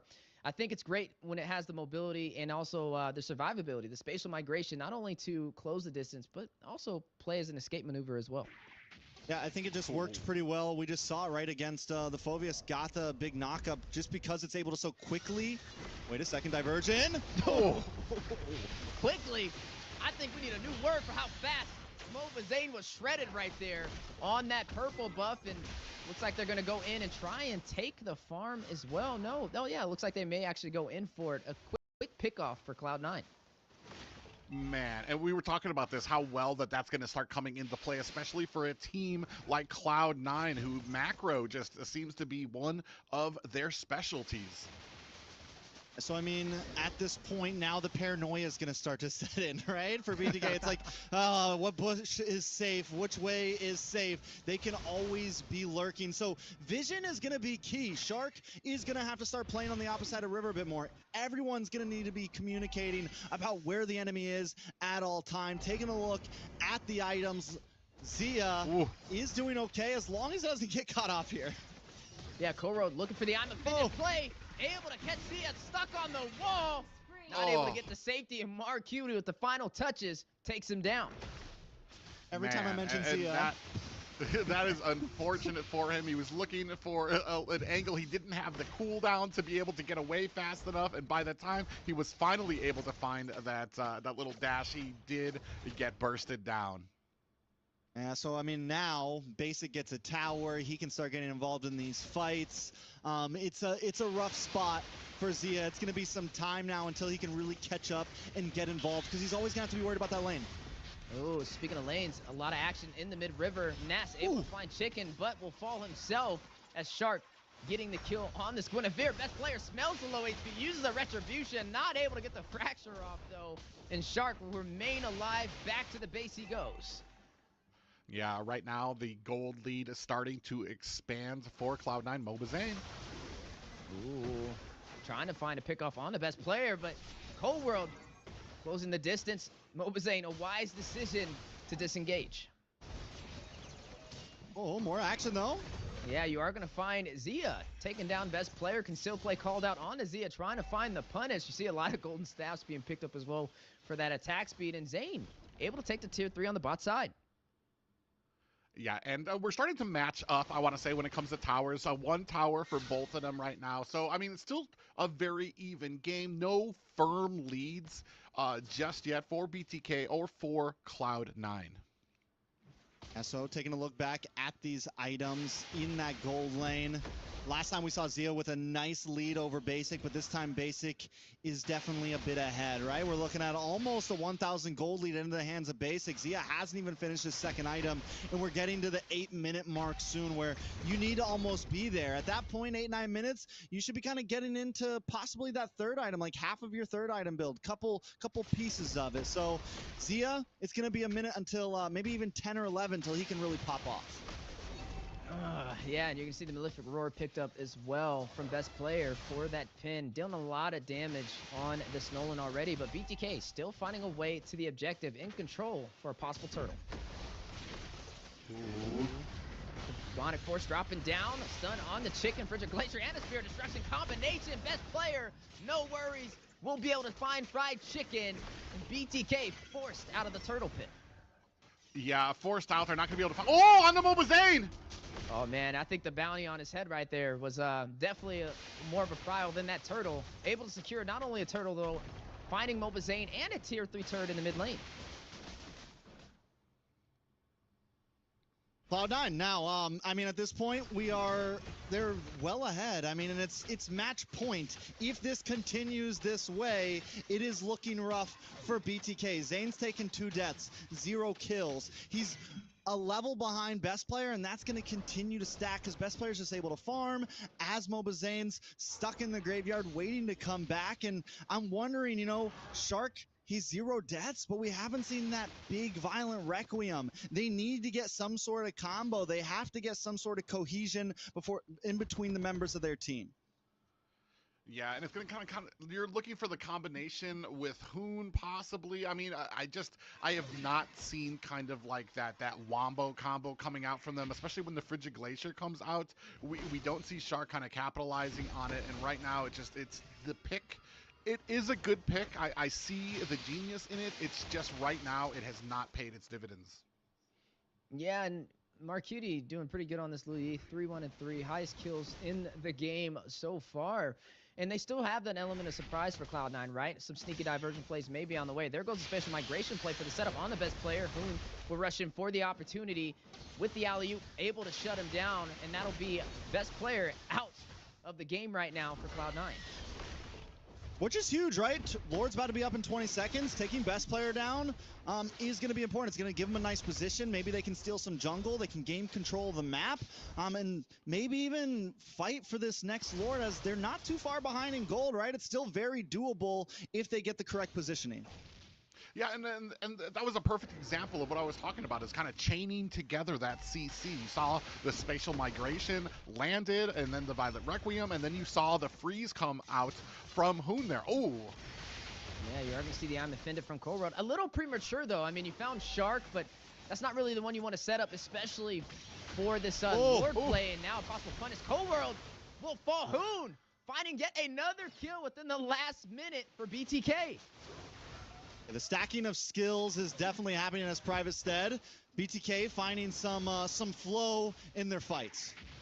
Speaking of flow, spatial migration in and out as well, knocking up NASA now. Cloud9 trying to punish, trying to force out BTK from the Lord pit, but they're not going to let it go for free. Conceal play called out from Shark, but not able to find the setup they're looking for.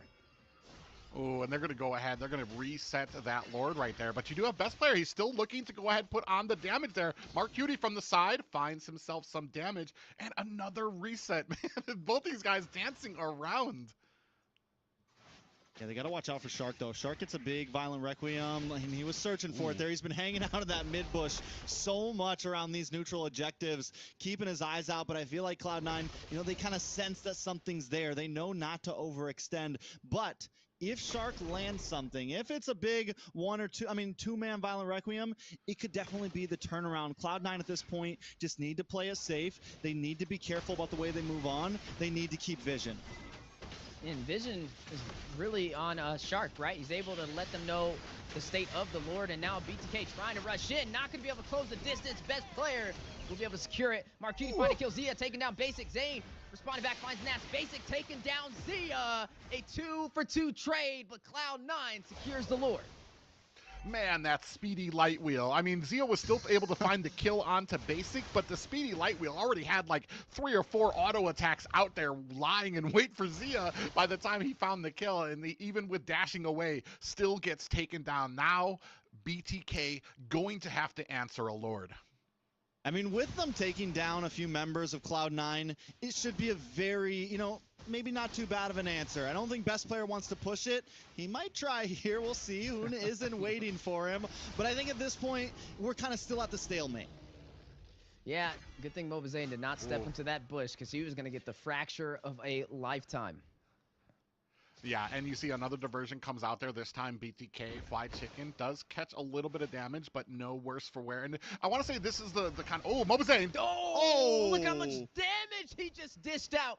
Able to take down best player, but need to be careful. Cloud9 trying to circle around, but BTK following up to keep Zane in the battle. Zia finding NACT Cold may be next. Not able to sustain himself, and Zia able to find the kill. 3 members down for Cloud9, and a chance for BTK to push. From out of nowhere, 3 kills unanswered, starting with best player, moving into a bush. Mobazane finds the burst damage and quickly shuts his eyes on that. You were talking about a fracture of a lifetime. Well, Zane had an enhanced chains of a lifetime right there. My guy responded. He heard you talking. He was ready for it. And BTK on the brink right now of bringing this to a game number 7. Shark still deathless, man. Has got plenty of defense to handle. Has the Athena shield. Looks like might even be going for an offensive item as his third here, just to really rub some salt in the wound. Yeah, and best player's been having a little bit of a hard performance, right? He's 1, 4, and 2 on this Nolan, unlike Zane, 2, 2, and 5. And I mean, he's just rotating around, getting these objectives and able to find the opportunity to even out the playing field. And not only just even it out, I mean, technically, BTK is pretty much in favor, especially taking down that tier 2 turret in the mid lane. Yeah, and a firm, no, not a firm, but a decent gold lane. Like we've talked about before, BTK's shown how well that they can perform, even on the back foot, even when they're at a deficit. Having even just the littlest bit of gold in their favor means that they're starting to have a big positive upswing in these fights, in this game right now. And man, Cloud9 need to be careful. You cannot continually make some of those mistakes, because we were talking about the momentum that BTK has. They find 1 kill and they're able to kind of continue on with the snowball.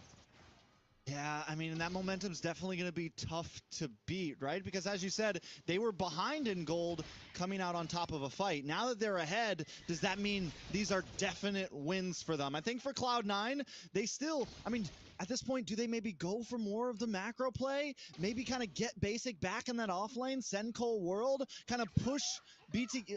I don't know if they can take BTK on just 5v5 right now. They need to play the map.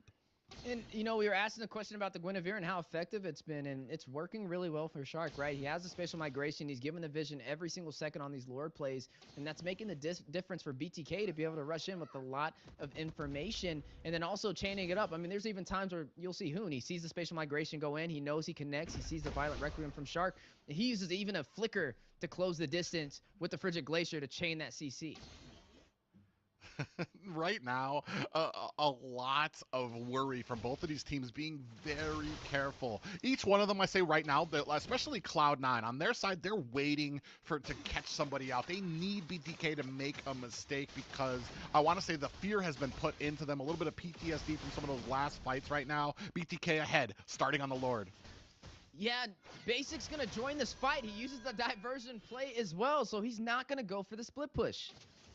They do it. Whoa, wait a second, Shark. Whoa! All the way downtown with that one. May have made a mistake, able to get back to the Lord pit, but BTK, they know their window of opportunity is short. Oh! Able to find best player. No retribution for Cloud9. Mobazane finding Ness. Next on the chopping block is Mark Cutie as Zia gets the double, and BTK takes the Lord. I've been waiting for Zia to pop off. He finally does it. Yeah, you were even talking about how far he was behind. He was going to be the 11 minute. It took 16 minutes, but he's there right now. Only 16. It was only 16 minutes. All right, guys. Zia finally makes it. Lord pushing in, Wheezy. Yeah, Lord pushing in toward the inhibitor in the mid lane, and BTK now gaining control of this game. Cloud9, a few mistakes may have costed them this game. They're going in. The window of opportunity is there. Lord marching to the base. Crystal. Zia taking an inhibitor. The knockup. Corona Immortality proc. Marquini finding Chicken. Another turret will drop. You're going to see Nat find Shark, Zane find Nat. Trading blows back and forth, but Cloud9 has the number 2 with the flicker in. Trying to get a setup, trying to find a kill, but not going to find it. Only minions in the mid lane standing, and BTK forced to retreat. Ooh, that game, they were really kind of dancing on that tightrope a little bit, lingering a little too long in BTK's oh man. Ooh, almost caught the cat by its tail, but BTK able to go back to safety. All right, I'm standing up now, guys. I'm out of my seat. I'm standing up. We're on the brink of a possible Game 7. It's about to go down. And as you were saying, I want to continue what you're saying, Private, because they were playing with death right there. The 3 of them hanging out next to that crystal. Yeah, we're gonna see. I mean, they were able to kind of pull back a bit. They saw it a little bit smarter there. There was that bloodthirst in them. You could sense it. They really wanted to close it out, but a smarter and cooler heads prevailed. They have the lead. Why start making crazy plays now? Oh, here's a crazy play though. Conceal called in. Shark not gonna connect with the spatial light. Oh my goodness! Able to get it. Marquini finding Shark. Zia finding Basic. Wait a second, that's gonna be a 1-for-1 trade. What? Will they be able to get more? Cobra very low. Zia, 50% HP. Minions may be the difference here. BTK still pushing through. Best player very low. Chicken able to find it. And BTK takes the base crystal. Ladies and gentlemen, we are going to a game number 7. Boy, oh boy, I mean, I'm not gonna lie, even I lost a little hope from those first 3 games, but BTK came to deliver. BTK letting the world know that if Cloud9 can win 3 games in a row, so can we. And now it's the fated best of 1. I gotta give it up to Zia, man. I feel like I've been waiting all season for the Zia pop-off, and he finally delivered. Even after I cursed him a few times, even after I said it's gonna take a while, he took a while, but he got there.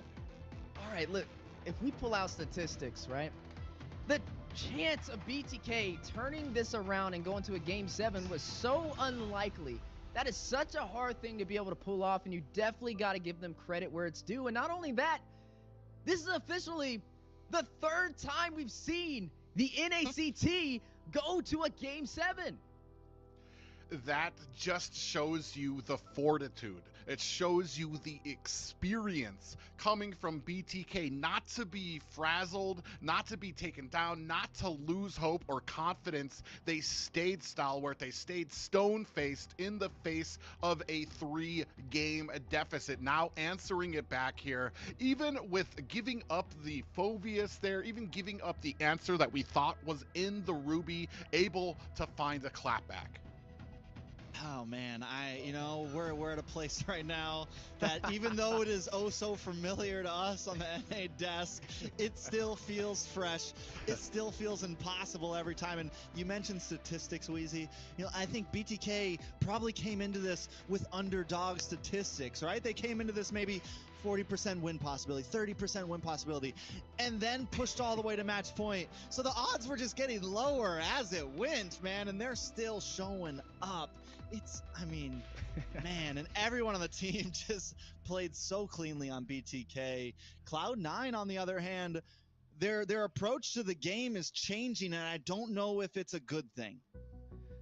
You want to know something crazy? This is a moment in the history where the Cloud9 fans and the BTK fans, they put down the pitchforks, they put down the torches, and they sit down and grab some popcorn, and they enjoy the show, because that's what we're about to be seeing today. The 50-50 is on the way. America. That was my eagle, by the way, in case you I guys like didn't it. know. But you can take a look here right from the game here, man. They were still, I mean, you saw there, even finding some of those diversions there, even being able to find Zia on there. It took some time for this to come online, but BTK stayed stone-faced. Like I said, they were able to kind of force a lot of these fights there. They forced it underneath the tower, and then when you got to the point where they were able to get the lead, where they were in the lead to be able to find some of these turtle fights, these objective fights in their favor. Man, just taking a look at these replays, man, it's like, do we even talk about it? Do we even really focus on this? But we have to, because for a bit there, we could see it was C9 in the lead, and there was fights like this where they would get dragged out, and it looked messy.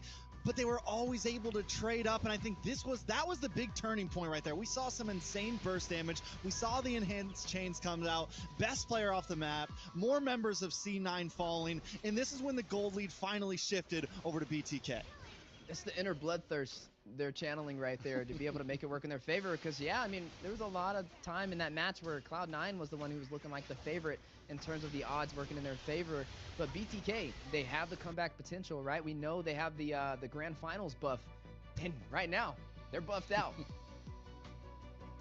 Really buffed out. I mean, you know, it's even that last play there, the very last play when Shark, I thought it was bad, like the duality procs, and he's not able to get his jump to get the Violent Requiem. And he's like, he's got 1 health, and he's like, all right, one more try. Let's do this again. Still gets the double knock-up, man. I mean, that is the relentlessness of BTK. And I think if there's a way that I could just coin that team in one word, it's relentless, man. It is just that inability to give up, right? And that's what they bring to the table every year.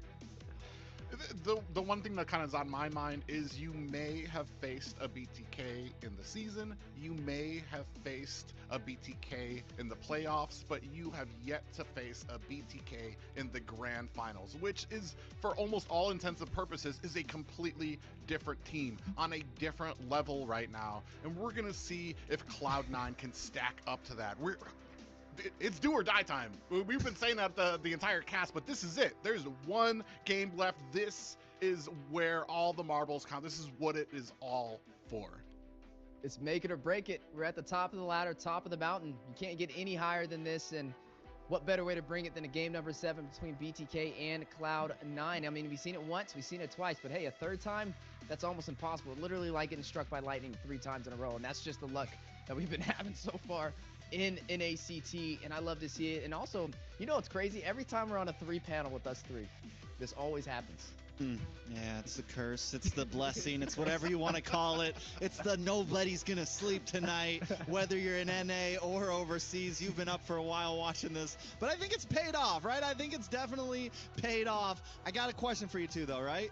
If BTK came into this series as the underdogs at 30, whatever percentage you gave him, do we think it's 50-50 now? Is Cloud9 still the favorite, or is BTK even the playing field? There is no way that anybody thinks that this is not a 50-50 right now.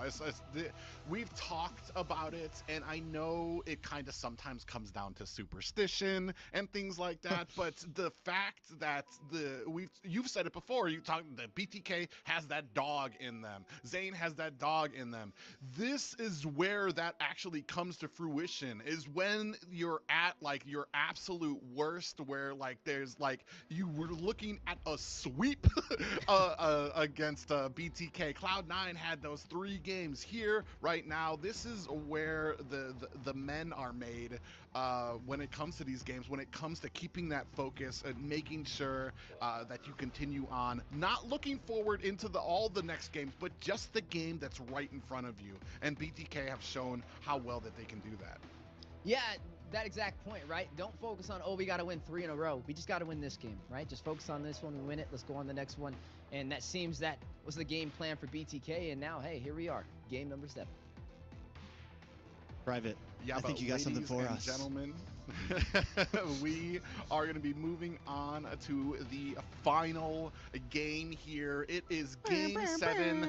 If you had lost faith in it, here it is. If you had plans Sunday night, I'm sorry. You're talking about North America here, the NACT. We have the best of the best, both so evenly matched here. But we're going to jump right into the final draft.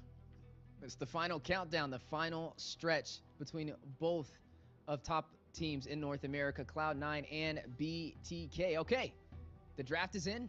Phoveus is still available. Cloud9 is first pick. Do they go for that, or do they actually banned the Moskov here, and we talked about the Moskov being a threat.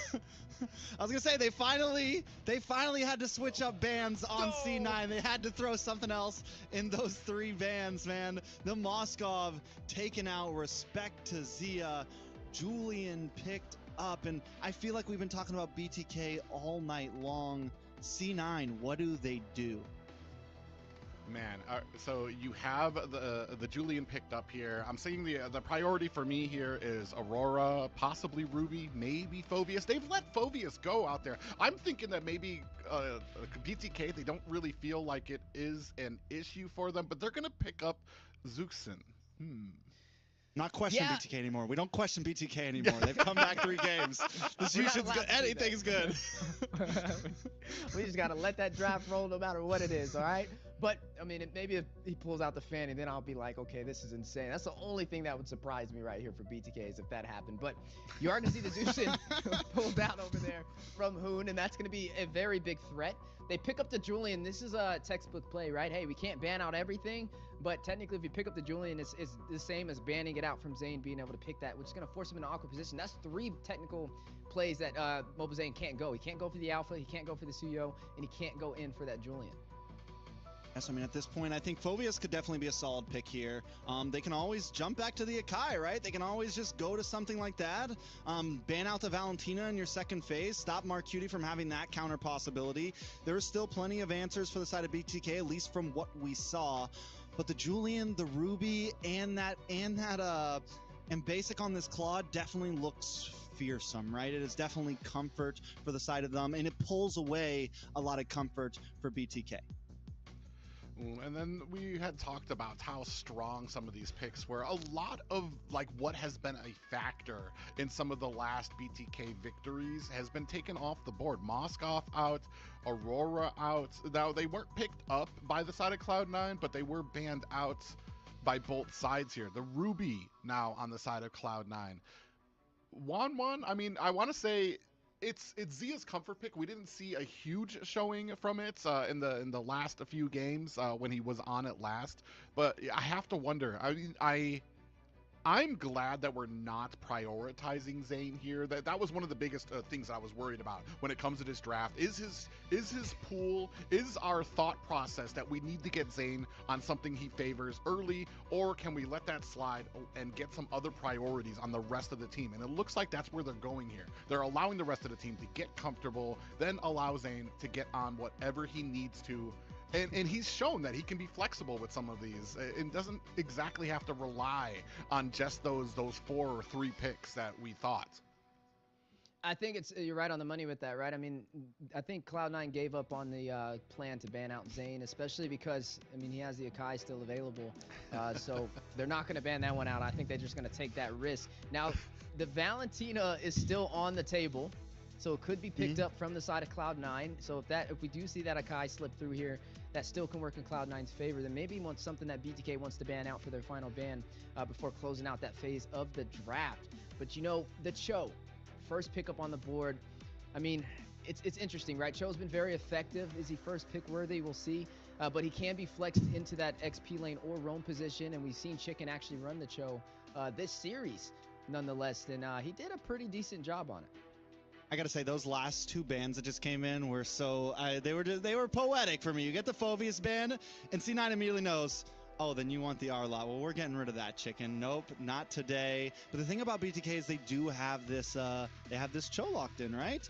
Same thing, Ruby on the side of C9. Both teams still have options to give their EXP laners something if they want to swap out. But I just like the way I feel like we've gotten to a place in Game 7 where there's so much respect going to different members of the team. It is not one-man focused. We have a real game going on right now. BTK, next pick, is going to show. I got a feeling, didn't think it was going to be that, but the Gattacacha comes in.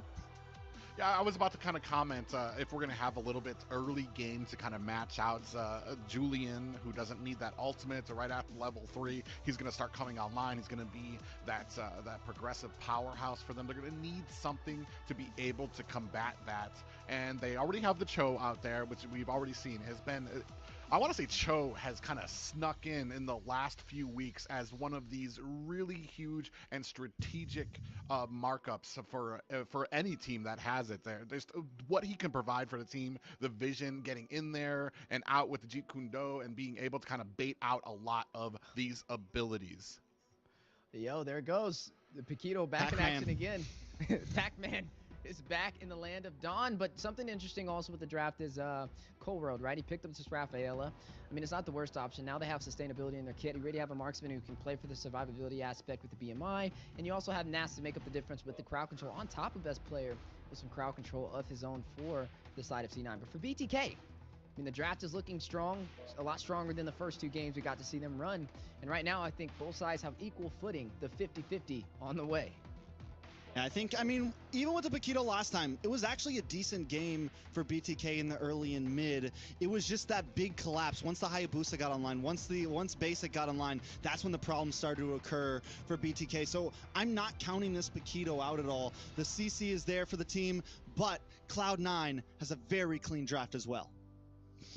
It's the final countdown. Do-do-do-do. Ladies and gentlemen, we are at the final game. Game 7. Cloud9 taking on BTK. It's all or nothing. And a chance at a reverse sweep. Who would have thought it? The BTK has been able to push on forward. Hoon meditating, laying on the couch. He knew the entire time. And right now, both sides at equal footing.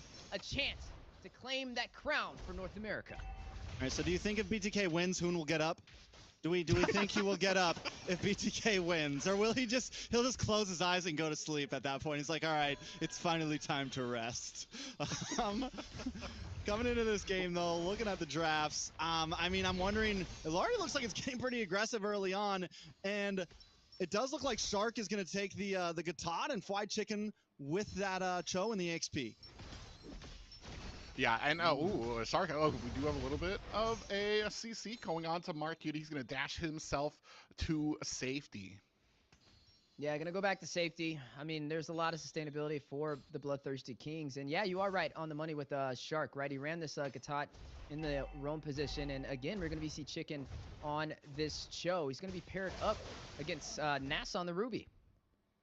Yeah, Basic doing a good job at freezing lane up there, trying to keep it on his side. Bazia not falling for the tricks. I'm wondering, I feel like mid is going to be so crucial in this game. Shark and Hoon, Mark Cutie, Cold World. It's been the matchup of the season. And honestly, both of them, it finally feels like BTK, their mid is rotating very well. Cloud9 as well. Cold World on this raft. We know how fast he moves around. We know his plan with this hero. Man, and doing such a good job of kind of reading some of these. I know in the last game that Mobazane played Paquito, I was kind of wondering about some of these kills that Mobazane was kind of trying to initiate. He didn't get the kill. They were mostly assists. Ooh, we're going to go ahead and start a fight here. Yeah, Jeet Kune Do from Chicken may be the opportunity, but both sides fighting it out. The Lantern dropping down, and Zane able to get the retribution for the BloodThirstyKings. Hoon will punish best player. Marquita responds back, finding Hoon. That'll be a 1-for-1 trade and a turtle over to the BloodThirstyKings. That is a good trade for BTK right there. You get a little bit of gold, and I mean, the most important thing is you get the kill on the best player. Yeah, and that's already going to go. You know that's the frustration's going to start setting in. They have really kind of honed in onto best player, and this is what I was kind of waiting to see from them too, especially with the focus that Cloud9 put in on the early stages of the series against Mobazane, being able to find him, being able to isolate him. Here, they're really kind of honing in down onto best player, especially because he has such a good early game spike when it comes to that Julian. You shut him down in the early game, there's not going to be much that hopefully he can do toward the mid and late game. Yeah, and right now, I mean, speaking of these pickups, right, we know the Lantern can be very aggressive in the early phase. It can pretty much zone out an entire team, but Mark Cutie, he has this Valentino. We got to look at what ultimate he's going to use. Does he go in for the Way of the Dragon? Does he go for the AOG? Or does he go in for that Crimson Beacon, right, to be able to have that AoE damage to pretty much zone out the side of BTK? Yeah, I think Cloud9 here, You know, I think they just need to take this, not be scared to take this game slow, not be scared to let this play into the, you know, maybe even the 15-minute mark. I feel like we've seen it time and time again that Cloud9 plays very comfortably when there's a bunch of towers down on the map, plays very comfortably when, you know, there's plenty of space to move around and everyone's got a lot of items. I really feel like Cloud9 needs to look for that type of position in this final game. Yeah, I mean, we've talked about where they shine, especially when it comes to macro, when it comes to the synergy. They've been able to really kind of slam down onto BTK. These last few matches, I've seen that same macro, that same synergy start to show its cracks, to the little bit of the frustration starting to show through here. Ooh, we have Mark Cutie with a possible flank. Yeah, they're going to look for the trade. They're going to go in for the side lane instead of the turtle play. A smart decision. Zia will be punished right there. Shark with the AOG a little late to the party, and you will see Zia pay the ultimate price. But on the turtle, BTK looking to possibly get this trade, and it looks like they may be able to get it zoning out Nats on top of that. I mean, BTK it's turtle, but honestly, I like gold. I like getting the gold laner. I like getting the gold plating. I feel like Cloud9, that's a big win for them. Well, yeah, and then they're doing exactly what they should have been, what we were kind of critiquing from BTK, where they just let turtles go for no reason. There was no answer. There was no reply. Here, Cloud9, they know that they don't have the advantage at the turtle fight, so they're going to go ahead, put that pressure onto the gold lane, get that gold plating, start to get Basic fed so that he can start being the nuisance he needs to be by mid-game. Yeah, right now, I mean, BTK, 2 turtles on their side, and when it comes to those win conditions, I mean, they thrive. Their chance of winning goes way higher, especially when they're able to take these turtles to have the slightest advantage. But I'm right there with you. With Zia falling on the top side, it could be a little questionable for the damage she's going to be able to dish out in these engagements. And you can already tell Cloud9, they're willing to give up these turtles because they go for the pickoffs. Yeah, I mean, it's almost more than questionable, right? Because we saw last time Zia was on the 1-1, even after getting 3 items in, the damage wasn't quite there. I mean, yes, there was some threat, but it was tough. But this early on, taking a death, falling 500 gold behind Basic, could spell trouble. So I think at this point, BTK, maybe look for a gank of your own up in that top side. Look for some pressure to slow Basic down. Oh, and here, a little bit of CC on the Mark. Cutie just narrowly avoids the pull coming in from Hoon. Now starting to kind of readjust around the map. A lot of pressure here. Like I said, they've really kind of honed in on Zia now because of that last game. He was able to, even at the 16-minute, you waited for Zia to come online, still became an issue for the side of Cloud9. Here, they're not going to be taking those and making those same mistakes.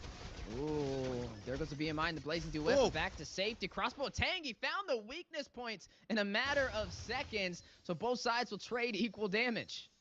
More of a defensive Crossbow Tang at that point. The damage still not quite there, but he does survive the gank.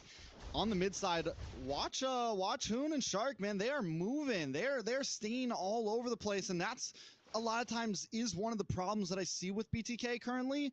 Hoon kind of hangs out a bit too much in the mid, but lately, these past couple games that they've been winning, he's been getting very involved.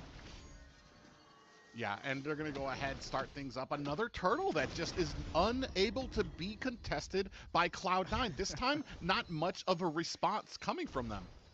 I mean, and if they don't find a trade for a pickoff, then BTK is going to start scaling, and that could be the difference that Zia needs, especially falling that early. I mean, there already goes the DHS in his favor. So, I mean, at this point, gold not really escaping BTK. I think Cloud9's job, again, they can still just take things slow, keep their lead, try to get a couple pickoffs. I think keep on focusing onto the gold lane, get those ganks whenever they can. And outside of that, I like their late game, man. They've got the Rafaela, who's going to heal more and more. They have this Claude, who's going to be moving more and more, outputting more and more damage. I do feel like they're in a comfy position right now. Yeah, and especially because when we saw that was the Rafaela was kind of the answer to the crossbow of Tang when it came in through the late game. Even the damage coming out, there's just so much healing. And then you have the Flask of the Oasis on top of that, adding shield every single time the healing comes out there. Ooh, we have a little bit of a surrounding here for Basic. Yeah, we were saying they needed to respond back, right? Need to find an opportunity to shut down the gold laner of Cloud9, but Basic not going to go out without a fight. A great Blazing Duet to be able to stop BTK on the push. Not only does he get away, but he scares them away while doing it. But a nice hook. Ooh. More damage. Able to Top connect side. a little bit more damage. Oh my goodness, a double decondo AOD with a follow-up in the crossbow tang. The finesse on the way. Basic will fall, but Zia may be punished. Best player able to shut him down. Shark needing to get back to safety. Hit with the I'm offended. Zane with the heavy light punch takes down Cold World. Best player gets the double. Finding Shark. Now 3-1 on the top side. Now 2-3 on the top side. And Zane and Hoon left to defend. Yeah, and with that, you're going to be looking at a 2 down for BTK. They're going to go ahead and start looking for some positioning around this Lord. A little bit of an advantage to them now, about a 1K gold lead. They were able to answer back. This is the one thing that we've been talking about. You need to be prepared for the answer back from Cloud9. There, no matter when you get the kill, no matter what kind of pickoff you have, you need to be prepared for that response that comes out from Cloud9 because they're not going to let it go silently. At this point, both teams definitely know what's on the line, right? Neither team letting anything go silently, not even a tower. I don't think we've been 10 minutes in where a single tower hasn't been taken. Hoon able to get out of that one. Still a little bit of a vie for the first Lord, but keep our eyes on Basic up in the top side. The question still rises, is this a good or bad thing? Yeah, you can definitely tell a lot of nerves for both sides, not wanting to be too aggressive, not wanting to be the one to create the mistake that can ultimately cost them this series. You are seeing the Lord at about 45% HP. Chicken, a great engagement on the NASC with the way the Dragon set up. AOG from Marcuti dropping down. We'll connect on the Shark. Chicken will fall. Marcuti will be the one to find him. One member down for the Bloodthirsty Kings, but they're still going to push in for this objective. Best player a little bit quicker at the Retribution, able to get it. 4C9 finds a kill on Zane and Zia. 3 members down for BTK. Make that 4 as Cold World will find Shark. Man, we were talking about the pressure, and it's starting to pay dividends now. Basic able to come in with the blazing duet, the amount of damage he's able to release onto BTK, allowing best player to come in to do the cleanup job, and just like that, 4 members of BTK fall. Yeah, that is going to be devastating at this point. I mean, it is, Mobazane goes down, everyone takes a shot to the face there, and C9, they feel it. They have the momentum. They're going to start trying to make moves around the map. Look at everyone in a different lane. Yeah, you do see the way the Dragon set up too from Chicken. Now forced to go back to safety as the Lord marching in on the top side. The knockup from the enhanced chains. A great setup. But can they follow through? Zia able to find Nats. Quick punish. Nats very low. Shark will fall. Cold World able to take him down. That is going to be a 1-for-1 trade for both sides. Oh man, and just like that, a 7K gold lead for the side of Cloud9, down to high grounds of BTK. At this point, can they defend? Zia still dancing, still trying to make something work. Cloud9, I mean, I think as long as they play this safe, they're in complete control, and I think it's been the game plan from the beginning, right? Just play smooth, don't overextend, get our gold leads where we can, control the map. And just look at the difference of what 1 minute can make as well, right? 1 minute ago, BTK had all their turrets. Now they're down to an inhibitor on the bot side, and Cloud9 having a lot of insurance to work in their favor. That just shows you how one little mistake can be the difference. Well, and especially for teams like this who are just so well synergized, who have such a grasp on the macro and what they need to do and where they need to push, especially with the benefit of a Lord coming out. It's just, you cannot give up. You've talked about it before. You can't give up an inch because these guys are going to take a mile for it. Here, right now, 12-minute mark, a BTK on the back foot with a 7K gold deficit. And look at this defense that Cloud9 has over the river. Look at the defense that they have. I mean, just this line of members, and they're getting back to that angled style play that Cloud9 does so well, especially in a game when your enemy has no towers. Best player going up to the top side, and at this point they just wait. So the question is, like, how does BTK break through this, right? Either Fly Chicken gets the big kick, gets the pickoff, or Shark gets the big AOG, but I think it's definitely, they have to find at least one member to kind of crack through the armor. Right, I mean, it was just that one engagement that really opened up the map for Cloud9. I still think BTK can take the fight, when it comes to the 5v5, but they're definitely going to have to be more careful on positioning, because if they fumble that opportunity again, Cloud9 are going to look for the early finish. When you see right here, Fly Chicken dancing around Cold World here. I'm not even sure if he knows if he's in that bush, if he's cleared it just yet. Cold World very patient right now. I don't think I don't think Fly Chicken knows he's there at all. And Cold World, just like the patience is a virtue at this point. Hanging out, no vision, and there's the Cold World basic combo at the bottom lane once again. Yeah, the split push in effect to be able to have the wave management. And now both sides find it out. Airborne knockup. Zane able to find Nats. That's huge for the Bloodthirsty Kings, but they need to get back to safety. Look at the lantern placement. Basic with the side play of the Blazing Duet to the full team. Best player finding Shark. That is going to be a 1-for-1 trade in the mid lane. Crossbow tank activated with the Winter Crown to buy some time. Hoon will find Cold World. Basic goes back to safety to BMI. Mark Cutie finding Zia. They don't have the ADC. Zane takes down best player. No retribution for Cloud9. 3-for-2 trade over to BTK, feeling good. I mean, they're starting to trade blows. BTK finally starting to being willing to take these fights and handling them well. Cloud9 as well, though. Mark Cutie helped to save that position by getting rid of Zia. Yeah, I mean, and Zia's become a huge issue for the side of Cloud9. Even at 1 and 4 right now, 14 minutes, he's still got 2 more minutes before he hits that Zia power spike that we know him from the last game here. So still some wiggle room for BTK, but man, just right now, already kind of limiting it down to a 3K gold lead for the side of Cloud9. And BTK just is still in it, butts! Zane, a little bit of a miscalculated play, now working in his favor, finding Basic, able to sustain himself, and whom will find Cold World? Did he just turn this around? The bait working in Zane's favor. Now Zia will shut down Mark Cutie. Only Nats and best player left to defend, and the Lord will go over to the Bloodthirsty Kings. We're talking one punch, one hit, a millisecond, one moment for MOBA Zane to take out Basic and completely put this game into their hands. And just like that, turned it around with one hit. Takes down Basic. 3 down for the side of Cloud9. BTK have, I mean, at least a short answer just now and a 2K gold lead in their favor.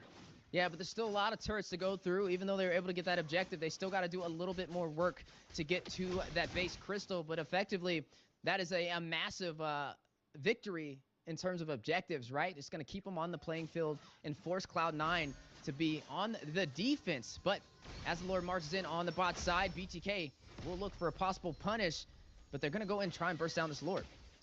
But I'm standing, I'm pacing in front of the monitor right now. Anything could happen. I think Cloud9 needs to do what they've been doing.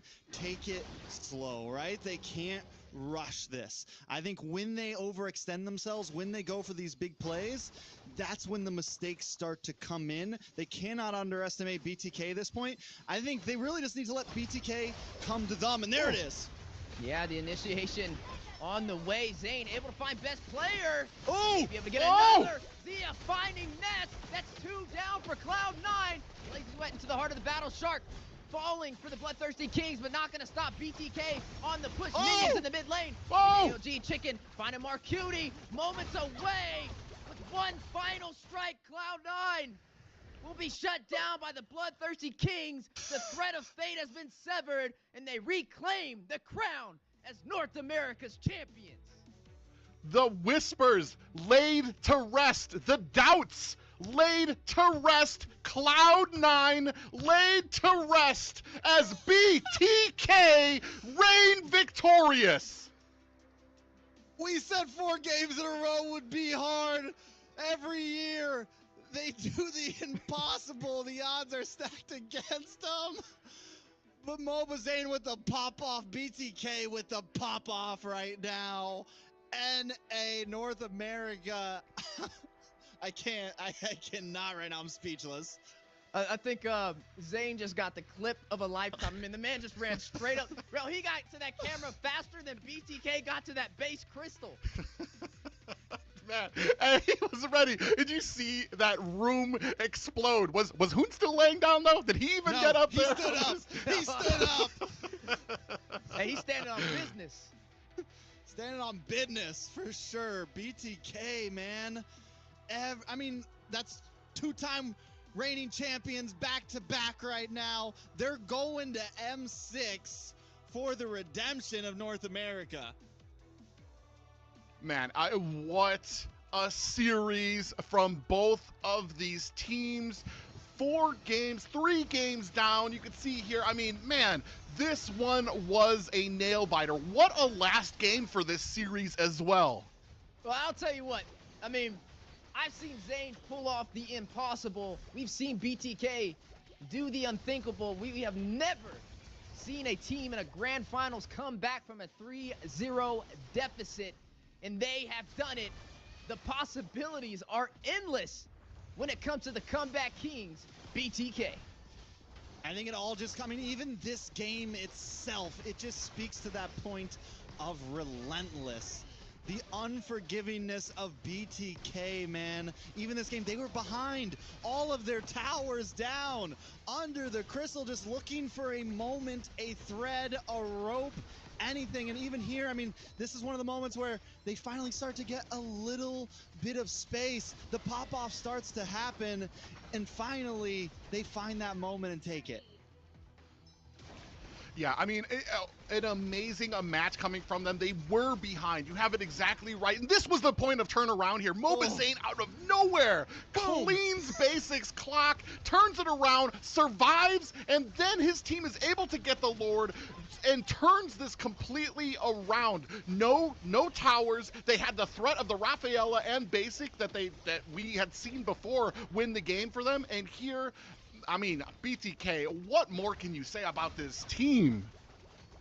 Yeah, definitely some top-tier gameplay at its finest. The Bloodthirsty Kings yet to disappoint, and I'm sure the BTK fans are out there going wild. I mean, we were going wild. Trex is standing up, pacing back and forth. Me and Private at the edge of our seats wondering which way it's going to go and who could have asked for a better ending all the way to a Game 7. And it's not just us over here, right? We got to see how Liz feels about the grand finals. I'm just fixing my hair for the last minute, but oh my god. I think all the viewers share what we feel at this moment. We had our doubts at the very beginning. I mean, I kind of rooted for BTK the whole season, but still, before tonight, everyone was like, oh, we can't support the team we want to support, but, you know, at the end of the day, we felt like Cloud9 was coming in stronger. But that 4th game, starting from that 4th game, what happened, guys? They just powered through. They knows what makes a great show. And it seems like BTK just wants to give us that great show.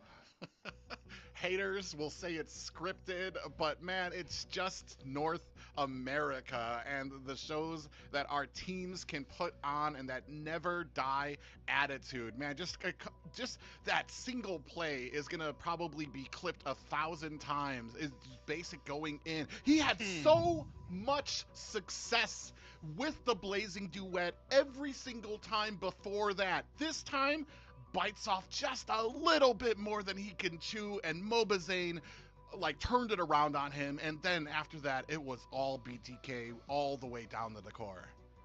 Man, I'm speechless. I mean, honestly, like we said, statistically the chances of this happening was very slim, and to be able to see it right before your eyes, it's hard to put in words. And I enjoyed every single second of it. I hope you guys out there in the audience did as well, as it was an amazing series, right? All the way to a game number 7, again, 3 times in a row, and BTK, the reigning champs, able to hold on to the crown. On top of that, denying Cloud9 their debut into the M Series was a show. It was definitely a nail-biter, and who could have asked for a better way for this to play out?